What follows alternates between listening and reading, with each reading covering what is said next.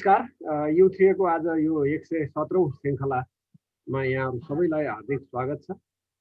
हामी विगत यो 116 श्रृङ्खला पार गरिसक्दा विभिन्न वरिष्ठ व्यक्तित्वहरूसँग विभिन्न विषयमा छलफल विचार विमर्श प्रश्न उत्तर यस्तै गरेर हामी यो विषयगत चर्चाहरूलाई अगाडि बढाइरहेका छौँ।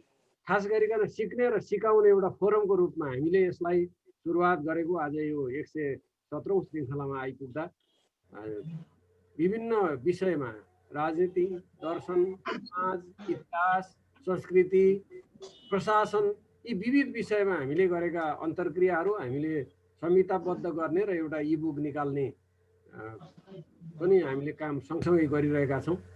विभिन्न विद्वानहरूले विभिन्न अनुभवी व्यक्तित्वहरूले हाम्रो यो फोरममा जे कुराहरू प्रस्तुत गर्नुभयो त्यसलाई एउटा सारांशीकृत गरेर एउटा इबुकको प्रक्रियालाई पनि हामीले अगाडि बढाइरहेका छौँ।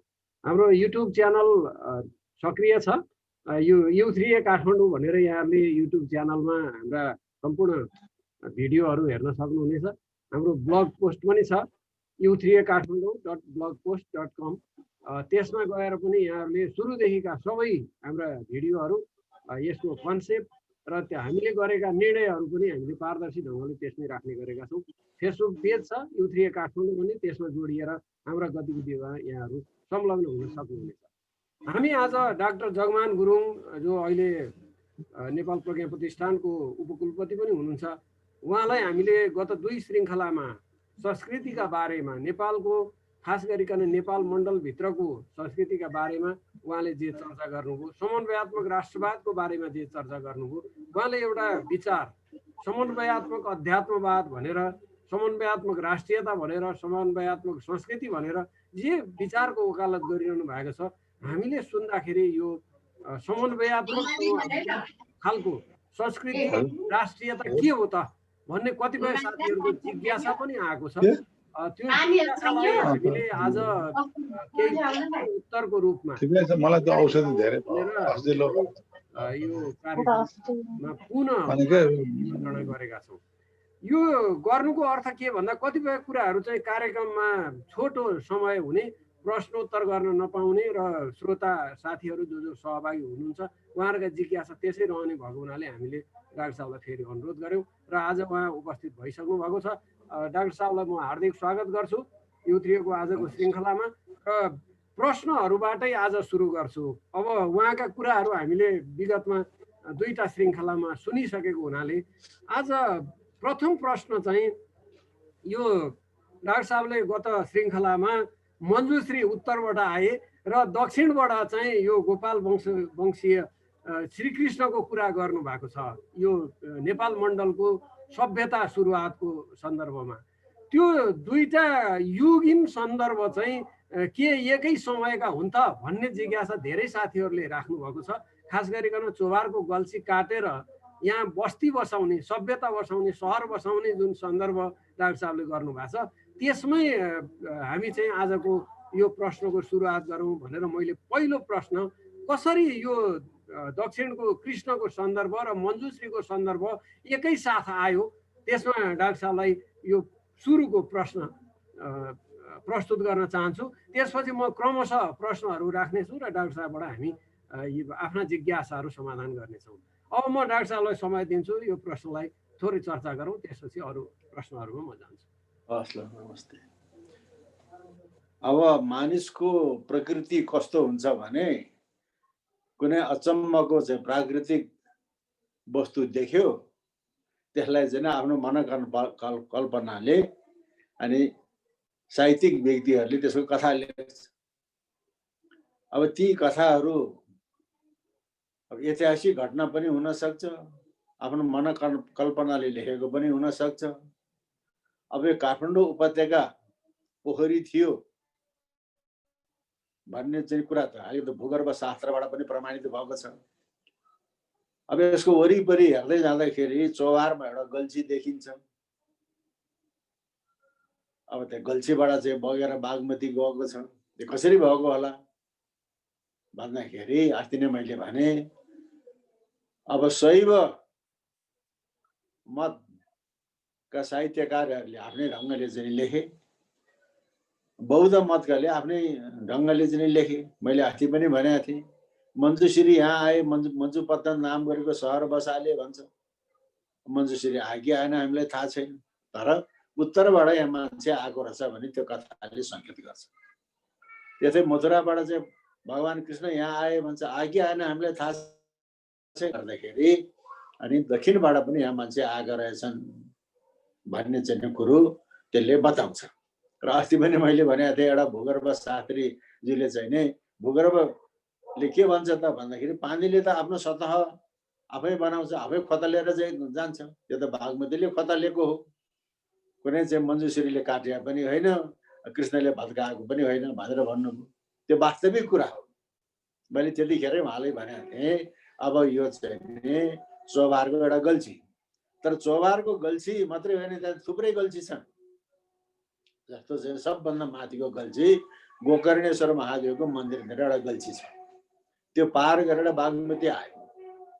अनि अर्को गल्छी गौरी घाटमा छ, त्यसलाई पनि पार गरेर आयो।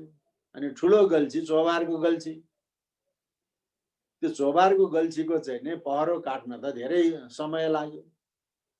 त्यसपछि आएर चाहिँ सानो गल्छी कटुवाल दहको चाहिँ गल्छी अलि तलको, यसरी गल्छी पार गर्दै हुँदै हुँदै बागमती आएको छ। त्यसलाई चाहिँ नि अब शैवहरूले आफ्नै किसिमले पुराण लेखे, बौद्धहरूले आफ्नै किसिमले चाहिँ पुराण लेखे। त्यस कारणले चाहिँ नि अब यो चाहिँ हामी एउटा हाम्रो भक्ति भावना भनेको कुरा भिन्दै हुन्छ, विज्ञान भनेको कुरा भिन्दै हुन्छ। मान्छे आए उत्तरबाट पनि दक्षिणबाट पनि, तर मञ्जुश्री आएकी आएन, त्यो भक्तिको कुरा हो। भगवान कृष्ण आएकी आएन, त्यो पनि भक्तिको कुरा हो। हजुर, यो मेरो अभिमत यस्तो छ।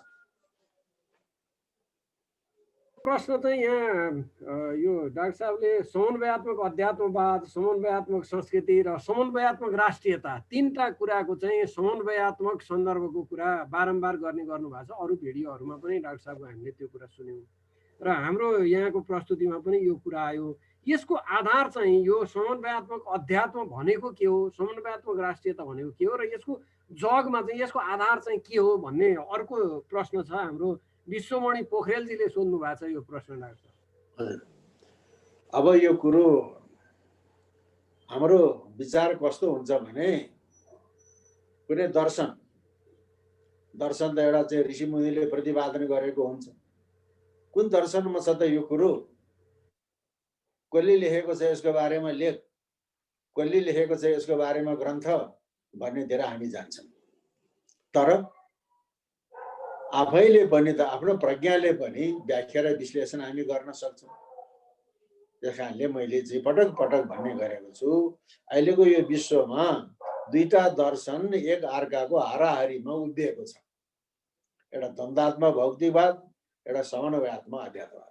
द्वन्द्वात्मक भौतिकवाद भनेको पश्चिमेली चिन्तन हो र समन्वयात्मक अध्यात्मवाद भनेको प्राच्य दर्शन, पूर्वीय चिन्तन हो। यसमा अध्यात्मवाद भन्नाले अब चाहिँ आत्मा परमात्माको कुरा होइन, प्रत्येक व्यक्ति व्यक्ति बीचको, समुदाय समुदाय बीचको, समाज समाजको बीचको जुन समन्वय हो त्यो हो समन्वयात्मक अध्यात्मवाद। यसमा आत्मा परमात्माको चाहिँ कुरा होइन। अध्यात्मवाद भन्नाले चाहिँ व्यक्ति व्यक्तिको, यसमा आत्मा भन्नाले व्यक्ति व्यक्ति बीचको समन्वय, समुदाय समुदाय बीचको समन्वय, समाज समाज बीचको समन्वय, समन्वयात्मक अध्यात्मवाद भनेको त्यो हो। र त्यो समन्वयात्मक अध्यात्मवादको पृष्ठभूमिमा समन्वयात्मक नेपाली संस्कृतिको संरचना र विकास भएको छ र समन्वयात्मक नेपाली संस्कृतिको धरातलमा नेपाल राष्ट्रको निर्माण र नेपाली राष्ट्रियताको विकास भएको छ। यो समन्वयात्मक अध्यात्मवाद भनेको यही हो। यसमा डाक्टर साहब जस्तो यो विचार चाहिँ हरेक व्यक्तिले आफ्नो एउटा विचार बनाएर हिँडेको हुन्छ। दर्शन पनि अध्यात्मका विधाहरू पनि त्यसै गरी विकसित भएका छन्। अब यो दुईटालाई मिलाउँदाखेरि त द्वन्द्व उत्पन्न हुँदैन र भनेर केही साथीहरूले चाहिँ प्रश्न गर्नुभएको छ। त्यो द्वन्द्वलाई निवारण गरेर एउटा सग्लो समन्वय सम्भव छ र? अब अहिले नेपालमै हामी समन्वयात्मक अध्यात्मवाद भन्दै छ। यहाँ द्वन्द्वात्मक भौतिकवाद हाबी छ अहिले। द्वन्द्वमा भौतिकवाद हाबी छ। त्यही कारणले मैले अघि नै भने नि, पश्चिमेली चिन्तन पूर्वीय चिन्तन, पूर्वीय चिन्तन पर्दै पर्दै गयो, पश्चिमेली चिन्तन अहिले हाबी हुँदैछ। त्यसकारणले हाम्रो आफ्नो निजस्व के हो, आफ्नो वर्चस्व के हो, त्यसको पहिचान गर्न पर्यो र आफ्नो निजस्वमा आफ्नो वर्चस्वमा रहनुपर्छ। द्वन्द्व त भइरहेको छ अहिले। अहिले समन्वयात्मक अध्यात्मवादको चिन्तनलाई द्वन्द्वात्मक भौतिकवादले अनि अचड्दै अचड्दै अचड्दै पाखल लगाएर चाहिँ भित्तामा लाग्छ। अहिले नेपालमा जहाँ पनि हेर द्वन्द्व देखिन्छ। त्यो किन द्वन्द्व देखियो त? व्यक्ति व्यक्तिको बिचमा सद्भाव छैन, समुदाय समुदायको बिचमा समन्वय छैन, समाजको बिचमा चाहिँ समन्वय छैन, सद्भाव छैन। सद्भाव नभएको हुनाले चाहिँ अनि समन्वय भएन, धार्मिक सहिष्णुता छैन, अनि सहअस्तित्व छैन, अनि शान्ति छैन। यो अवस्थामा चाहिँ हामी आफ्नो परम्परा के हो त? वैदिक सनातनको परम्परा के हो, बौद्धहरूको परम्परा के हो, त्यसको बारेमा अध्ययन गर्दाखेरि अनि त्यहाँ समन्वय चाहिँ छ र त्यो आफ्नोपना हो। यो पूर्वीय दर्शन, पूर्वीय चिन्तन, प्राच्य दर्शनमा हामी अडिग रहौँ भन्ने मेरो मनसा हो। हजुर डाक्टर साहब, अब अर्को प्रश्न चाहिँ यो इतिहासको बारेमा विश्ववाणीजीकै छ। यो प्रामाणिक इतिहास चाहिँ नेपालको कहिलेदेखि सुरु हुन्छ र यो के आधारमा त्यसलाई यो प्रामाणिक सन्दर्भ, प्रामाणिक वर्ष मानिन्छ भनेर सोध्नु भएको छ उहाँले। त्यसको बारेमा यो इतिहासको सन्दर्भ छ डाक्टर साहबहरुको। अब नेपालमा नेपालको इतिहासको बारेमा व्याख्या गर्ने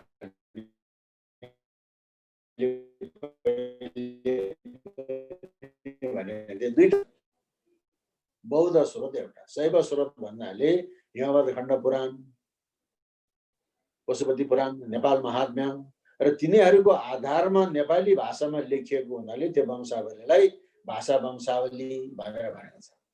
अनि अर्को गोपाल वंशावली, नेपालको सबभन्दा प्राचीन वंशावली, यी चाहिँ पुराणहरूका अतिरिक्त गोपाल वंशावली। त्यो सुरुमा चाहिँ संस्कृतमा लेख्छ, तल तल आएपछि नेपाल भाषामा लेख्छ।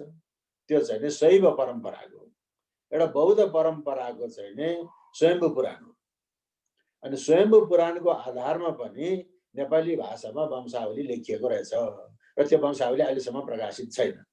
शैव परम्पराको वंशावली राष्ट्रिय अभिलेखालयले छपायो, भाषा वंशावली भनेर प्रचलित छ। तर बौद्ध परम्पराको भाषा वंशावली पनि रहेछ, अहिलेसम्म त्यो प्रकाशित छैन।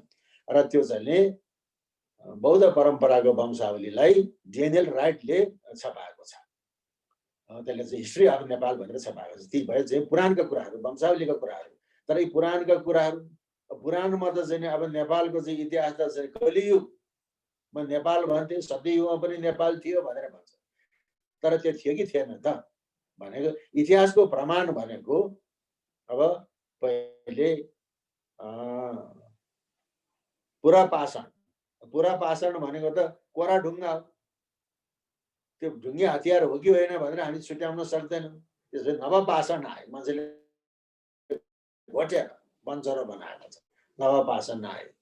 त्यसपछि शिलापत्रहरू आयो, ताम्रपत्रहरू आयो, मुद्राहरू चाहिँ आयो, अझै पोटरी भन्छन् माटोको चाहिँ खपेटाहरू, त्यसलाई पनि चाहिँ अब पिजी वेयर भन्छ, एनबिपी वेयर भन्छ, त्यस्ता किसिमको आएको छ। तर अहिलेसम्म चाहिँ यहाँ हामी किराँतकाल भन्छौँ, किराँतकालको कुनै पनि पुरातात्विक अवशेष पाएको छैन। र नेपालको इतिहास चाहिँ नि अहिले मानवदेवको चाँगु नारायणको अभिलेख, मानवदेवको चाँगु नारायणको अभिलेखबाट अनि नेपालको प्रामाणिक इतिहास सुरु हुन्छ। त्यो अनि अहिले आएर चाहिँ त्योभन्दा पहिलेका पनि अभिलेखहरू पाइएका छन्। जस्तो माली गाउँमा एउटा चाहिँ मूर्ति पाइयो, त्यो मूर्तिको पादपीठमा जय वर्मा भनेर लेखेको छ। यसरी फटाफुटु इतिहासहरू त्यहाँ पाइएको छ। र प्रामाणिक इतिहास, नेपालको इतिहास चाहिँ नै चाँगु नारायणको मानवदेवको अभिलेखबाट पाइयो। त्यसले के भन्छ त भन्दाखेरि केन्द्रमा चाहिँ राजाको प्रत्यक्ष शासन हुन्थ्यो, पूर्व पश्चिममा सामन्तहरूले शासन गर्थे केन्द्रको अधीनमा रहेर। केन्द्र कमजोर भयो भनेदेखि अनि पूर्व पश्चिमका सामन्तहरूले चाहिँ स्वतन्त्र हुने उद्योग गर्थे अनि केन्द्र सरकारले तिनीहरूले तह लाउँथे भन्ने कुरो त्यहाँबाट देखिन्छ। र चाहिँ धर्मदेवको आकस्मिक मृत्यु भयो। मानदेव भर्खरका युवा थिए।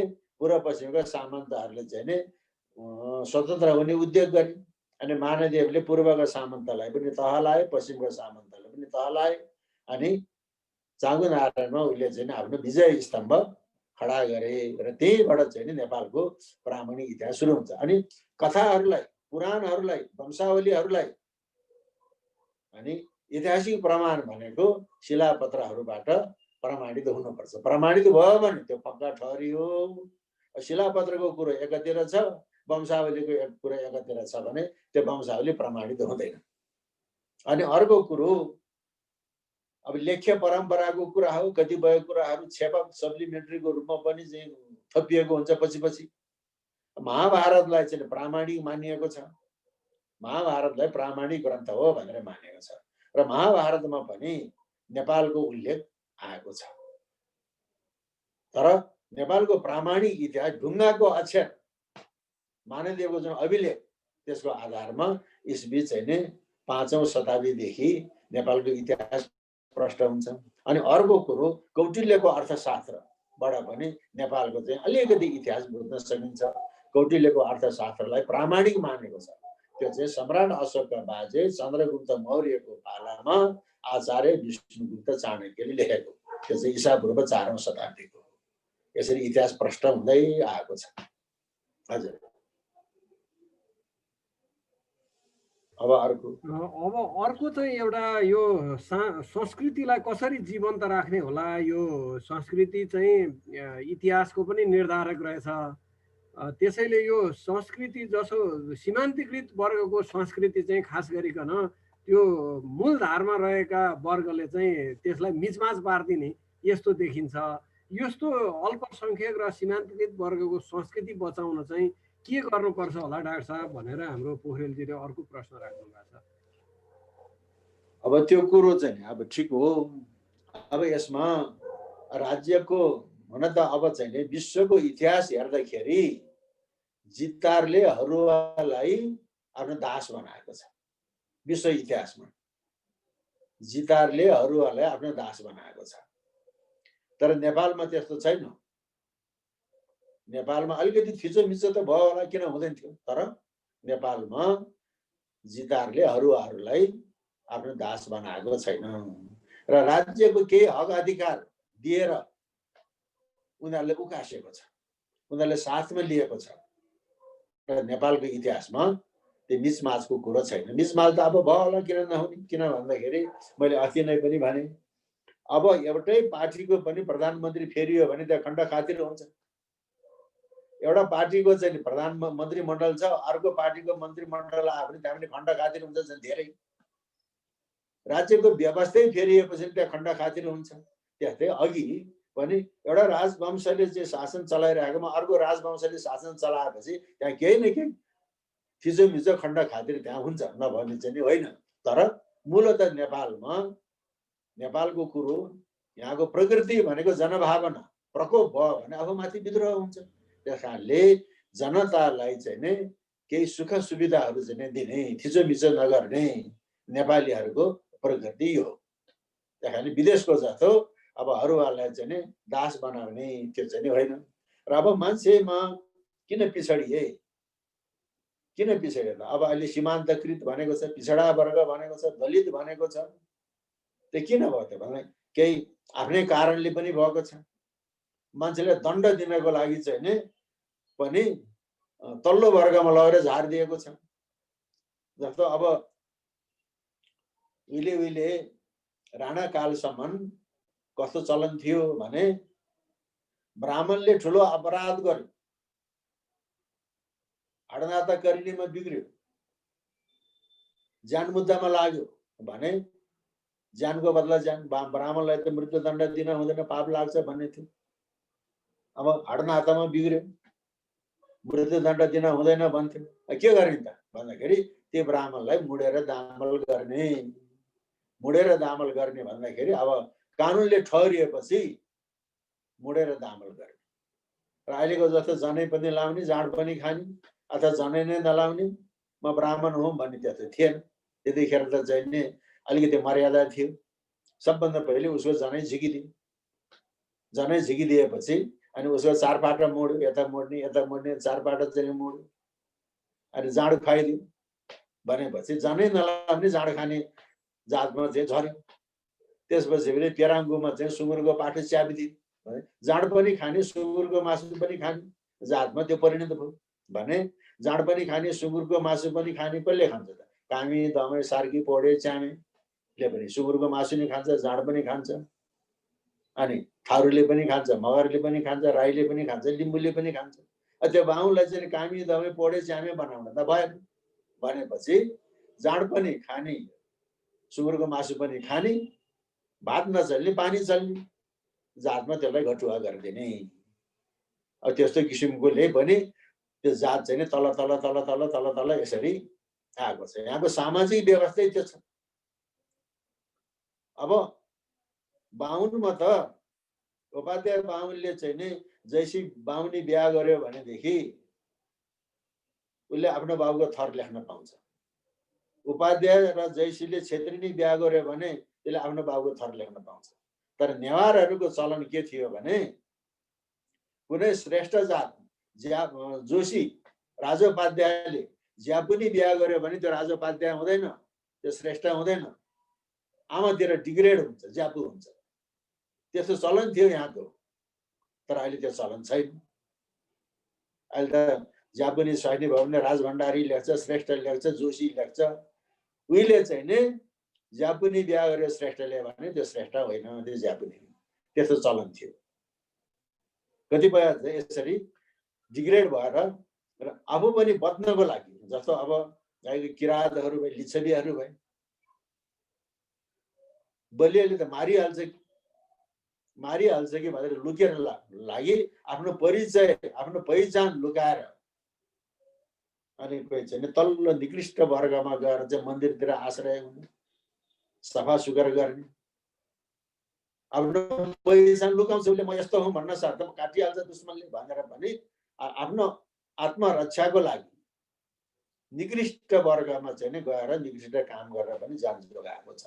त्यसले पनि चाहिँ कोही गएका छन्, कोही चाहिँ सामाजिक दण्डबाट पनि तल घटाएको छ, कोही आफै लुकेर चाहिँ पहिचान छिपाएको छ। त्यो कुराहरू विभिन्न चाहिँ फ्याक्टरहरू छन्। तर नेपालमा चाहिँ नि जितारले अरूहरूलाई दासदासी बनाएको चाहिँ छैन। समन्वय गरेर चाहिँ अगाडि लगाएको छ। किनभने जनशक्ति चाहियो। त्यहाँ अलिकति अन्याय अत्याचार पनि भएको छ, नभएको चाहिँ होइन। तर मूलतः सबैमा त्यस्तो भएको चाहिँ छैन। हजुर, अब अरू केही? अर्को एउटा यो राज्यको भूखण्डको बारेमा छ डाक्टर साहब। यो खास गरिकन तिब्बतको केही भाग पनि नेपाल मण्डलमा थियो भनेर डाक्टर साहबले गत श्रृङ्खलामा चर्चा गर्नुभयो। अहिलेसम्म हामीले चाहिँ इन्डियाको भूखण्ड मात्रै नेपालको थियो, यो पश्चिम किल्ला काँगडासम्म, पूर्वमा टिस्टासम्म भनेर पढिआएका थियौँ। त्यसको के छ डाक्टर साहब इतिहास आधार भनेर एकजना मित्रले सोध्नु भएको छ। यो खास गरिकन तिब्बतियन भूमिको बारेमा जुन डाक्टर साहबले कुरा उठाउनु भयो गत श्रृङ्खलामा, त्यो बारेमा थप केही स्पष्ट पारिदिनु पर्छ कि डाक्टर साहब? अब यसमा चाहिँ नि उहिले त युद्धमा जहाँसम्म जित्यो त्यो चाहिँ नि जित्ने मुलुकको हुन्छ। जहाँसम्म जित्यो, जहाँसम्म जुनको सेना गयो त्यसको हुन्छ। अनि नेपालीहरूले रणबहादुर शाहको पालामा, बहादुर शाहको नायबी कालमा यहाँबाट चाहिँ भोटमा जित्दै जित्दै जित्दै अहिलेको चाहिँ सिगाचे भने दिगर्चासम्म चाहिँ पुगेको छ। गोर्खाली नभएर नेपाली सेना रणबहादुर शाहको राज्यकाल, बहादुर शाहको नायबी कालमा अनि दिगर्चा भनेको अहिलेको सिगाचेसम्म अनि नेपाल पुगेको छ। त्यो कारणले पनि त्यहाँसम्म पुगेको थियो भन्ने कुरो त्यो हो। त्यसमा चाहिँ नै पछि राजा महेन्द्रको पालामा जुन सीमा सन्धि भयो अनि हिमालयका कति खगरहरू उत्तरतिर पर्नको।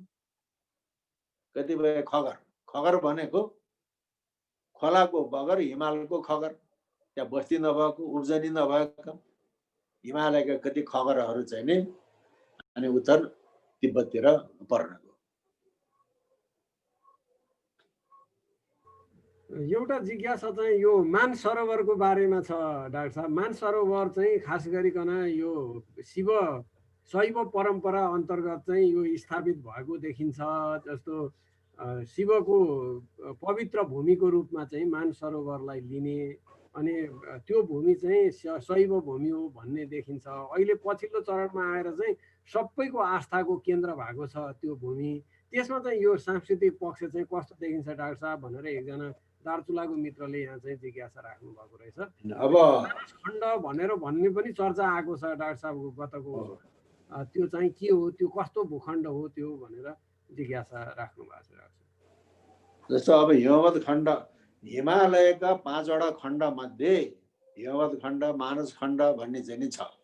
तर अब अहिले शैव भूमि अथवा हिन्दूको भन्ने भयो।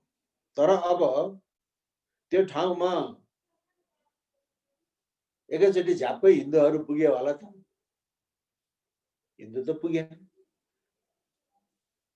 अब त्यसमा चाहिँ नि अहिलेको बोनको पनि, किनभने बोन धर्म भनेको तिब्बतमा बौद्ध धर्मको प्रवेश हुनुभन्दा पहिलेको चाहिँ नि पुरा तिब्बतमा र नेपालको हिमाली काठमा जुन धर्म थियो त्यो बौद्ध धर्म। बौद्ध धर्मको पनि आस्था र विश्वासको केन्द्र त्यो कैलाश हो, त्यो मानसरोवर हो। अनि बौद्धहरूको पनि श्रद्धा विश्वासको केन्द्र त्यो मानसरोवर हो।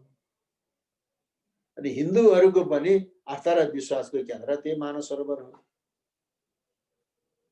त्यस कारणले चाहिँ अब अहिले त्यसपछि अब आर्यहरूले थाहा पाए त्यसको महिमा। त्यो त अहिले उहिले प्रलय कालमा भूखण्ड प्लेटो प्लेटो भन्छ नि, अहिले प्लेटो प्लेटो जुत्दाखेरि त्यहाँबाट अचम्मको चाहिँ पहाड माथि उठ्यो। अनि त्यहाँ चाहिँ ताल हो। हिमालय पर्वत मध्ये कैलाश पर्वत उत्तम, सरोवरहरू मध्ये मानस सरोवर उत्तम। त्यो त एउटा रिजर्भ ट्याङ्क रहेछ। पछाडिबाट चाहिँ ब्रह्मपुत्र चाहिँ बगेको छ, यतापट्टि चाहिँ सप्त सिन्धु बगेको छ, उता कर्णाली बगेको छ। अनि त्यसको कथा चाहिँ रचना भएको छ। ब्रह्मा विष्णु महेश्वरहरू त्यहाँ चाहिँ नि पन्छीका रूपमा चाहिँ तलाउमा खेले भनेको छ। त्यो कमल फुल्यो भनेको त मानस सरोवरमा कमल फुल्छ त? कमल फुल्दैन थियो। तर कमल फुल्यो भनेर पनि पुराणमा त्यो वर्णन छ। अब पुराणमा कमल फुल्छ मानस सरोवरमा भन्न छ त हामीले विश्वास गर्ने त? त्यहाँको इकोलोजीले नै दिँदैन त्यो कुरो। त्यस कारणले चाहिँ पुराणमा चाहिँ लेखिदिए।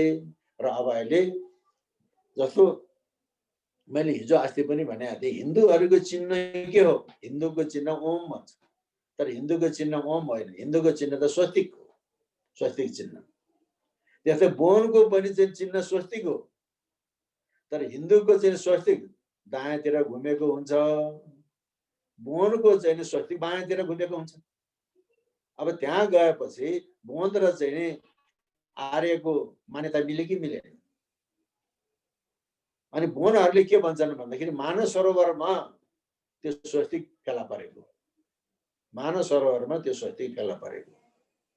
र अहिलेको चाहिँ बोनमा पनि सेतो बोन कालो बोन भनिन्छ। कालो बोन भनेको आदिम प्रकृतिका, त्यसको लेख्य परम्परा हुँदैन। सेतो बोनको लेख्य परम्परा हुन्छ। र मानस सरोवरदेखि पश्चिमपट्टिको जुन भूभाग हो अहिले भुगे भन्छन्, त्यसको पुरानो नाम समसुङ। अहिलेको चाहिँ नि यो लेख्य परम्परा भएको बोनहरूको विकास भएको थलो थियो। त्यस कारणले मानस सरोवरलाई अहिले आर्यहरूले त्यसको व्याख्या गरे, यो यस्तो यस्तो यस्तो यस्तो भन्ने। अनि त्यो व्याख्या गरेपछि अब त्यसको बारेमा चाहिँ सबैले व्यापक प्रचार भयो। अब त्यहाँनिर बौद्ध परम्पराको र बोन परम्पराको इतिहास चाहिँ लेखिएकै छैन, लेख्ने प्रयास पनि भएको छैन। मैले अलिअलि प्रयास गरेको थिएँ, तर खर्च पाइएको छैन, खर्च पाइएन। जस्तो हुम्लाको अहिले माननीय हुनुहुन्छ एउटा छक्कबहादुर लामा, स्वतन्त्रबाट जितेको, त्यहाँ चाहिँ उहाँको घरमा काङ्ग्री कर्छ्याक, जस्तो अहिले हामी चाहिँ कैलाश भनेर भन्छौँ, तिब्बती भाषामा त्यो कैलाशलाई काङ्ग्री, कर्छ्याक भनेको त्यसको विवरण हामी हेमवत खण्ड पुराण भनेको जस्तो काङ्ग्री कर्छ्याक छ। अब त्यो काङ्ग्री कर्छ्याक त पोको पारेर राखेको छ, त्यहाँ त्यसको व्यापक रूपमा चाहिँ प्रचार प्रसार भएको छैन। त्यो काङ्ग्री कर्छ्याकमा त्यो कैलाश पर्वतको उत्पत्ति कसरी भयो, छो माफम, यता मानव सरोवर भने, यता छो माफम भनेको छ, त्यसको चाहिँ उत्पत्ति कसरी भयो, उत्पत्तिको कथा होला नि, त्यो त अहिलेसम्म प्रचारमा आएको छैन, एक दुईजनाले पढ्ने लामाहरूले थाहा पायो होला। अनि त्यसलाई प्रचार प्रसार भयो भने अनि राम्रो हुन्छ। अनि मैले चाहिँ नि अब 50-60 हजारमा हुने कुरा होइन त्यो, त्यहाँ कम्तीमा पनि 4-5 लाख रुपियाँ चाहियो। 4-5 लाख रुपियाँ प्रज्ञा प्रतिष्ठानले बेहोर्दैन सक्दैन भन्दाखेरि त्यसलाई चाहिँ नि तिब्बती भाषाको पनि जताततै छपाउने, नेपाली भाषामा छपाउने, नेपाली त कसले पढ्छ र त्यो अङ्ग्रेजीमा पनि छपाउने, तीनवटा भाषामा भनेपछि त्यसको व्यापकता हुन्छ भनेर भनेको छ। अब अहिले मौनको पनि, बौद्धको पनि, हिन्दूको पनि श्रद्धा विश्वासको केन्द्र हो। तर अहिले कैलाश भनेपछि त्यो शिवको धाम, शिवको धाममा त्यो चाहिँ परिचित छ। डाक्टर साहब, अर्को अब यो मन्दिर र मूर्ति पूजाको सन्दर्भ र हिन्दूको सन्दर्भ, यो दुईटा प्रश्नहरू साथीहरूले राख्नु भएको छ। यहाँ हाम्रो नेत्र उपाध्यायजीले चाहिँ यो दक्षिण भारतका हिन्दूहरूको मन्दिरको त्यो फ्रन्ट भाग र हाम्रो उस्तै उस्तै देखिन्छ, यो कसरी यति टाढाको कल्चर चाहिँ एसिमिलेट हुन आयो र यो मूर्ति पूजाको संस्कृति चाहिँ हामी कहाँ कसरी प्रवेश भएको रहेछ डाक्टर साहब भनेर जिज्ञासा राख्नु भएको छ। यो त्यसपछि म फेरि हिन्दूको बारेमा जिज्ञासा राख्छु डाक्टर साहब। अब यसमा मूर्तिको पहिले मान्छेले मूर्ति पूजा जानेको थिएन,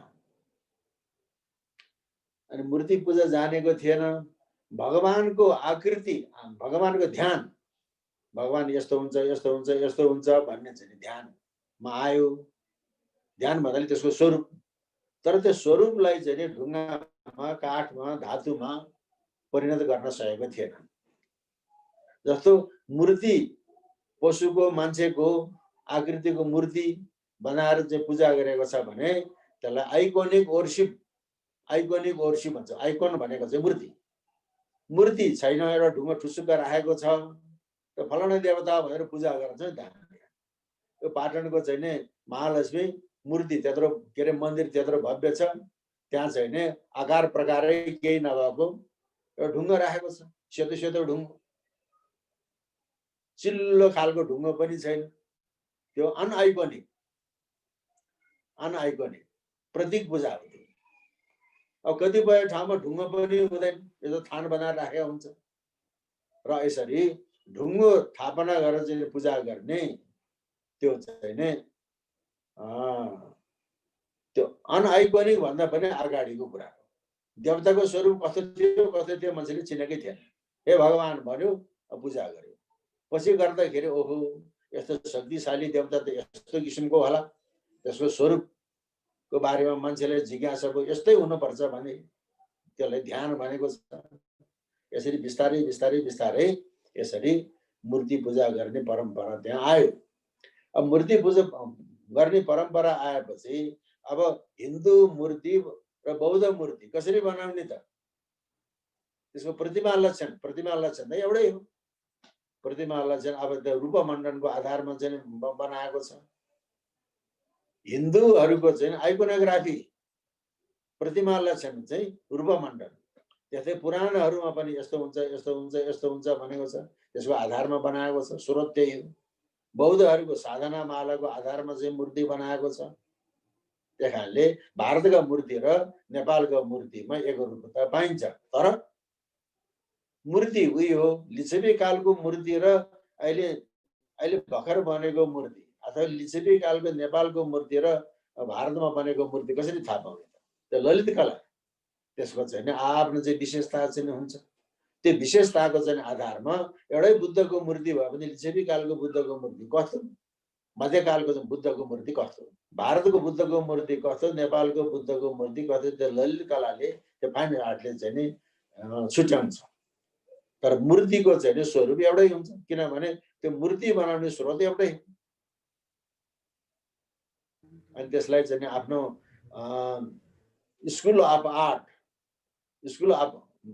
भनेको त्यो मूर्ति बनाउने परम्परा। जस्तो मरावती छ, अब यहाँ माथि चाहिँ नि अब गुप्तहरूको पालाको चाहिँ नि आर्ट भिन्दै थियो, कुषाण कालको चाहिँ नि भिन्दै थियो, नेपालको चाहिँ पनि आफ्नै विशेषता थियो। लिच्छवी कालको मूर्ति बनाउने चाहिँ अवस्था भिन्दै थियो। अनि त्यही आकृतिको आधारबाट यो लिच्छवी कालको, यो मल्ल कालको हो भनेर चाहिँ यो अहिलेको आधुनिक कालको हो भनेर हामी त्यसरी छुट्याउन चाहिँ सक्दैनौँ, किनभने मूर्ति बनाउने स्रोत उही रूपमण्डन, उही साधनमाला, उही पुराणको आधारमा बन्ने हो। हजुर। अब डाक्टर साहब एउटा मैले चाहिँ यो नेहरूको विश्व इतिहासको रूपरेखा पढ्दाखेरि चाहिँ हाम्रो मूर्ति पूजा चाहिँ हिन्दूहरूले बुद्धिस्टहरूबाट सिके। 14औं शताब्दीतिर चाहिँ त्यो बुद्धिस्टहरूले चाहिँ धेरै मूर्ति बनाए बुद्धको, र त्यही मूर्ति देखेर हिन्दूहरूले पनि आफ्ना मठ मन्दिरहरूमा चाहिँ मूर्ति स्थापना गर्न थाले भनेर उहाँले एक ठाउँमा उल्लेख गर्नुभएको छ। त्यो चाहिँ के हो डाक्टर साहब? वास्तवमा बुद्धिस्टहरूबाट हिन्दूहरूले मूर्तिको पूजाको परम्परा सुरु गरे हुन्?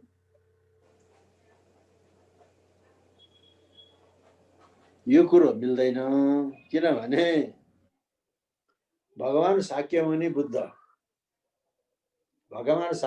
बुद्धले जातभात पनि नमान्ने, कर्मकाण्ड पनि नमान्ने, ईश्वरलाई पनि नमान्ने, मूर्ति पूजालाई पनि नमान्ने त्यस्ता व्यक्ति हुनु उनी। र भगवान बुद्ध जन्मेको 300 वर्षपछि उसलाई भगवान बनाइन्। भगवान बुद्धको पालामा त उसलाई भन्थे, अहिले हामी बौद्ध भिक्षुहरूले भन्थे भनेर भन्छौँ। त्यस्तै भगवान बुद्धको समयमा त ईसापूर्व 6औं शताब्दीमा भगवान बुद्धलाई पनि भन्थे भनेर भन्थे। त्यसको 300 वर्षपछि सम्राट अशोकको पालामा आएर भगवान भने हित भगवान जाते त्यो लुम्बिनी गाने भगवान बनाइदियो। ईसा पूर्व चाहिँ 3रो शताब्दीमा। अनि त्यसपछि चाहिँ नि मूर्तिहरू चाहिँ बन्न थाल्यो। त्यसपछि भगवान बुद्धका चाहिँ मूर्तिहरू चाहिँ बन्न चाहिँ थाल्यो। र भगवान बुद्धको मूर्ति पनि कहाँ बने त? एउटा गन्धारमा बनेको छ, एउटा मथुरामा बनेको छ, एउटा गन्धारमा बने। गन्धारमा बनेको चाहिँ विषय चाहिँ भारतीय भनेको बुद्ध त भारतका हो नि त। विषय भारतीय भनेको बुद्धको मूर्ति भारतीय भयो। कलाकार चाहिँ युनान देशका थिए कलाकारहरू। अनि युनानीहरूले त आफ्नो अनुहार जस्तो त्यस्तै बनाएका। त्यो मथुराका चाहिँ नि विषय पनि भारतीय, मूर्तिकार पनि भारतीय, विषय पनि भारतीय भने बुद्ध पनि भारतीय। त्यस्तै किसिमको मूर्तिहरू बिस्तारै बन्दै आयो। एकैचोटि बनेको चाहिँ होइन। र अब यो बौद्धहरूले हिन्दूहरूबाट यसरी सिकेको भन्ने चाहिँ कुरो मिल्दैन। मूर्तिकलाको चाहिँ विकास सँगसँगै भएर चाहिँ त्यहाँ आएको छ, सँगसँगै भएर चाहिँ आएको छ।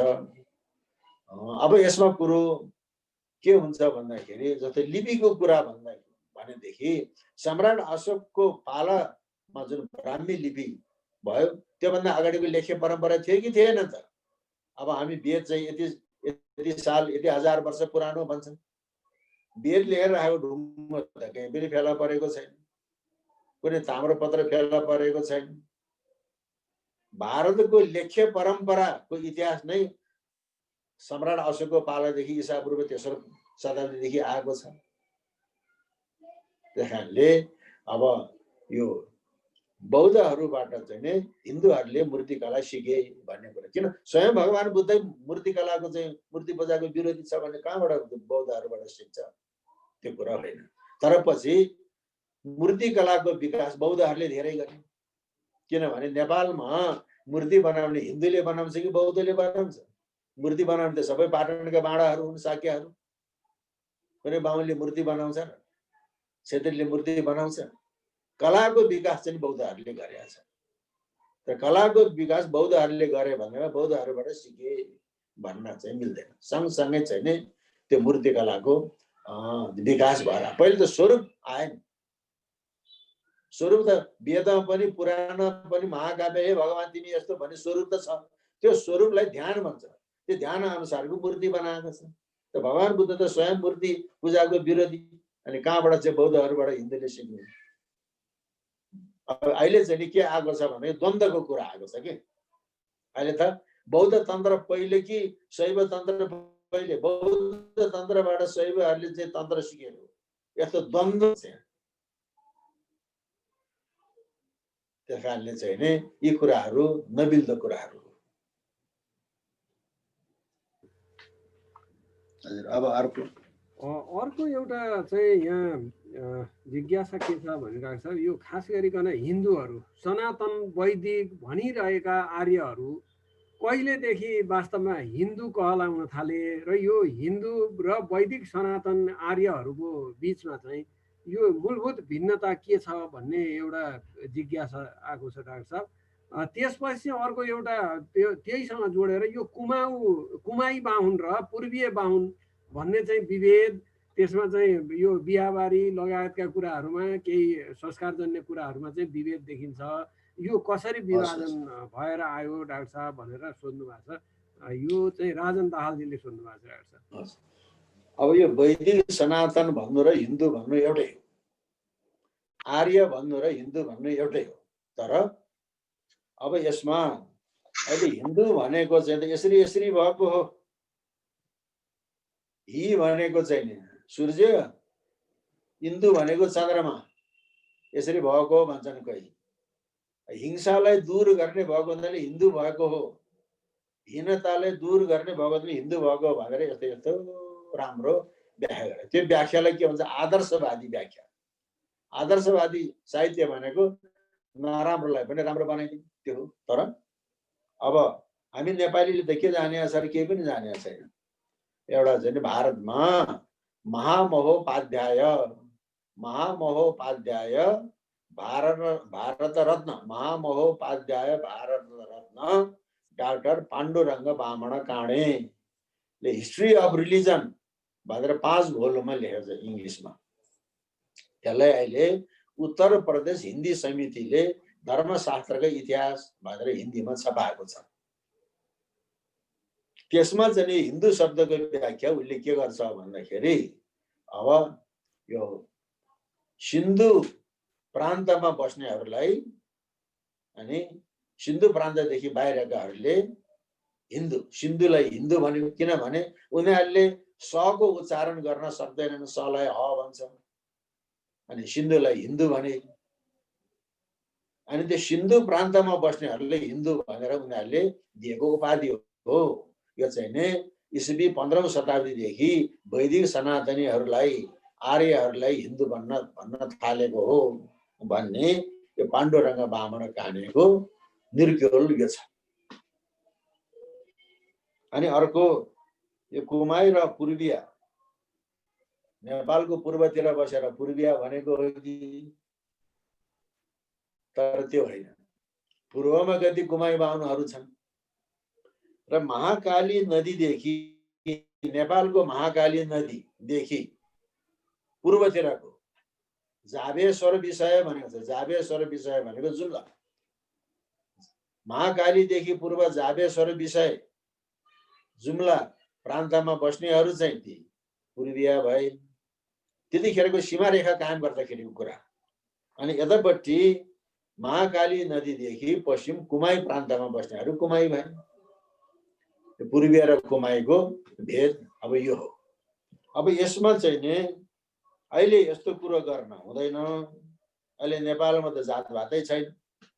तर कुरा सोधिहाल्नु भयो। कुरा सोद्धाखेरि अब यहाँ चाहिँ नि पूर्वियाले हामी ठुलो भने, कुमाईलाई सानो भन्ने पूर्वियाले, कुमाईको हातको भात नखाने पूर्वियाले, बिहाबारी त परै जाओस् भातै नखाने। किन त? किन भन्दाखेरि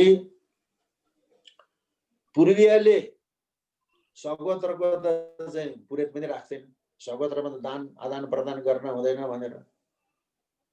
तर पुरेत छैन, आफ्नै चाहिँ नि गोत्रकोलाई पुरेत बनाउनु परेछ आफ्नै दाजुभाइलाई, अर्को मान्छे छैन। के गर्ने त भन्दाखेरि आफ्ना ज्वाइँ भान्जाले पनि पढेको छैन, ज्वाइँ भान्जालाई त्यहाँ राखे, किताबलाई पुज्ने, किताबलाई दान दिने।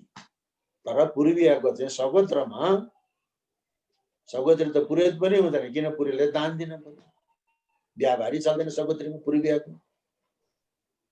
तर कुमाईको चाहिँ सगोत्रमा बिहा चल्छ, किनभने कुमाईहरूको चाहिँ संख्या थोरै रहेछ। थोरै भएपछि अनि सगोत्रमा चाहिँ बिहा चल्यो। त्यही कारणले पूर्वीयले कुमाईलाई हेला गर्नको कारण पूर्वीयको सगोत्रमा चाहिँ बिहा नचल्ने, कुमाईको सगोत्रमा बिहा चल्ने यो। अनि अर्को कुमाई र पूर्वीयको मात्र होइन, बाहुनको, दक्षिण भारतको बाहुन र उत्तर भारतको बाहुन। उत्तर भारत भन्नाले अहिलेको चाहिँ भारतको उत्तर प्रदेश पनि पर्छ। दक्षिणे मातुली कन्या, उत्तरे मांस भक्षण। मनुष्य स्मृतिमा लेखेको छ यो कुरा। भारतवर्षका ब्राह्मणहरूको चाहिँ दुईटा भेद, दक्षिणे मातुली कन्या, उत्तरे मांस भक्षण। दक्षिणका बाहुनले मामाको छोरी बिहा गर्ने, मासु नखाने। उत्तरका बाहुनले चाहिँ मासु खाने, मामाको छोरी बिहा गर्ने। ओहो, बाहुन भइकन मामा छोरी बिहा गर्छ अरे भन्ने घोर पाप। बाहुन भइकन मासु खान्छ अरे भन्दाखेरि घोर पाप। दक्षिणका बाहुनले किन चाहिँ मासु खाएन, किन मामा छोरी बिहा गर्यो? उत्तरका बाहुनले किन मासु खायो, किन मामाको छोरी बिहा गरेन? यसको कारण के हो त? दक्षिणकाले चाहिँ मामाको छोरी बिहा गर्छ, मासु खाँदैन। उत्तरकाले चाहिँ नि मासु खान्छ, मामा छोरी बिहा गर्ने। त्यो त हो। त्यसको कारण के हो त भने अहिले हामी इकोलोजी भन्छौँ। दक्षिण त गर्मी ठाउँ हो, मासु पचाउनै सक्दैन। खाने त खाइरहेको छ तर मासु पचाउन सक्दैन। दक्षिण भारतको डिसमा चाहिँ मासु हुँदैन। अनि यौन उत्तेजना गर्मी ठाउँमा धेरै हुन्छ। गर्मी ठाउँमा यौन उत्तेजना धेरै हुन्छ। महिलाको आपूर्ति हुन पर्यो। महिलाको आपूर्ति हुनाले बहुपत्नी प्रथा आयो। त्यहाँ महिलाको आपूर्ति हुँदा हुँदा हुँदा के गर्ने त भने मामा छोरी पनि बिहा गर्न थाल्यो। उत्तरमा जाडो हुन्छ। जाडो भएको हुनाले चिसो फाल्नलाई मासु खानु पर्यो। मैले त यहाँबाट 5 वटा 6 वटा स्वास्नी भएका चाहिँ छन्, नभएको होइन। तर जाडो ठाउँमा यौन उत्कण्ठा कम हुन्छ। जाडो ठाउँमा यौन उत्कण्ठा कम हुने हुनाले पो हिमाली क्षेत्रमा चाहिँ बहुपति प्रथा छ त। एउटै महिलाको 5 वटा श्रीमान हुन्छ। त्यो किन? त्यो यौन उत्कण्ठा कम हुन्छ। त्यही कारणले उत्तर भारतमा चाहिँ यौन उत्कण्ठा कम हुने हुनाले चाहिँ मामा छोरी बिहा गरेन, सर्दी फाल्नलाई अनि मासु खाए। हुन त पश्चिम नेपाल, पश्चिम 7 थपौला भनेको चाहिँ त्यो कहाँ हो थाहा पाउन सकिएको छैन। मैले इन्क्वायरी गर्दैछु पश्चिम 7 थपौला भनेको कहाँ हो। पश्चिम 7 थपौलाका जैसी बाहुनहरूले मामाको छोरी बिहा गर्दो रहेछ। भान्जी बिहा गर्दो रहेछ। पश्चिम 7 थपौलाका जैसी बाहुनहरूले भान्जी बिहा गर्दो रहेछ भन्नाले मामाले आफ्नै भान्जी बिहा गर्ने होइन, मामाका छोराहरूले फुपूको छोरी बिहा गर्दो रहेछ। र रङ्गनाथ पौडेल मुक्तियार भएपछि विक्रम सम्बन्ध 1896 सालमा अनि पश्चिम 7 थपौलाका जैसी बाहुनहरूको नाममा एउटा चाहिँ रुक्का गएको छ। रुक्का भन्ने अर्डर, तिमीहरूले चाहिँ नि भान्जी बिहा गर्दा रहेछ, भान्जी बिहा नगर्नु भनेको छ। त्यो कागज तपाईँहरूले पनि हेर्न सक्नुहुन्छ। सुरेन्द्रको पालामा बनेको ऐन भन्ने एउटा मुलुकी ऐन अहिले कानुन मन्त्रालयले उहिले पञ्चायत कालमा छपाएको। त्यसमा चाहिँ नि यो चाहिँ पश्चिम 7 थपौलाका जैसी बाहुनहरूलाई भान्जी बिहा नगर्नु भन्ने चाहिँ रङ्गनाथ पौडेलको रुक्का हो। अब त्यो चाहिँ त्यहाँ छापिएको छ। अब त्यो ऐन हेर्न जानुहुन्छ भने तपाईँहरू चाहिँ नि रानी पोखरीको छेउमा, जमलको छेउमा त्यहाँ चाहिँ नि कानुन पुस्तकालय छ। त्यो कानुन पुस्तकालयमा गएर सुरेन्द्रको पालामा बनेको ऐन हेरौँ भन्यो भने लाइब्रेरियनले झिकिदिन्छ। पछाडिपट्टि छ परिशिष्टमा त्यो मार्मिक लालमोहरहरू छन्। त्यहाँ भाउजू नस्याहार्नु भन्ने चाहिँ लालमोहर पनि छ। त्यहाँ कुन जातले भाउजू स्याहार्यो भने के दण्ड हुन्छ, त्यो सन्दर्भमा पश्चिम 7 थपौला भन्ने कुरो चाहिँ नि छ। भन्दाखेरि मान्छेले यसरी परिष्कृत हुँदै हुँदै हुँदै हुँदै हुँदै जान्छ। यो चाहिँ कुमाई र पूर्वीयको विभेद चाहिँ नि यो। अब अरू केही? अब यहाँ केही च्याट बक्समा प्रश्नहरू आएको छ, म डाक्टर साहबलाई पढेर सुनाउँछु। यो डोटेली भाषाको बारेमा कुरा गर्नुभएको छ हाम्रो अमलादत्त भट्टजीले।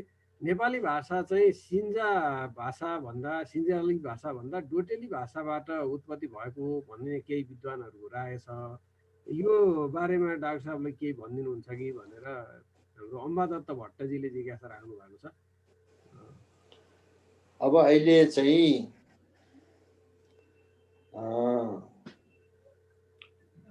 यो डोटी हो कि डोटेली हो कि सिन्जाली हो कि भन्ने चाहिँ कुरामा के छ भन्दाखेरि अघि जुन सपादलक्ष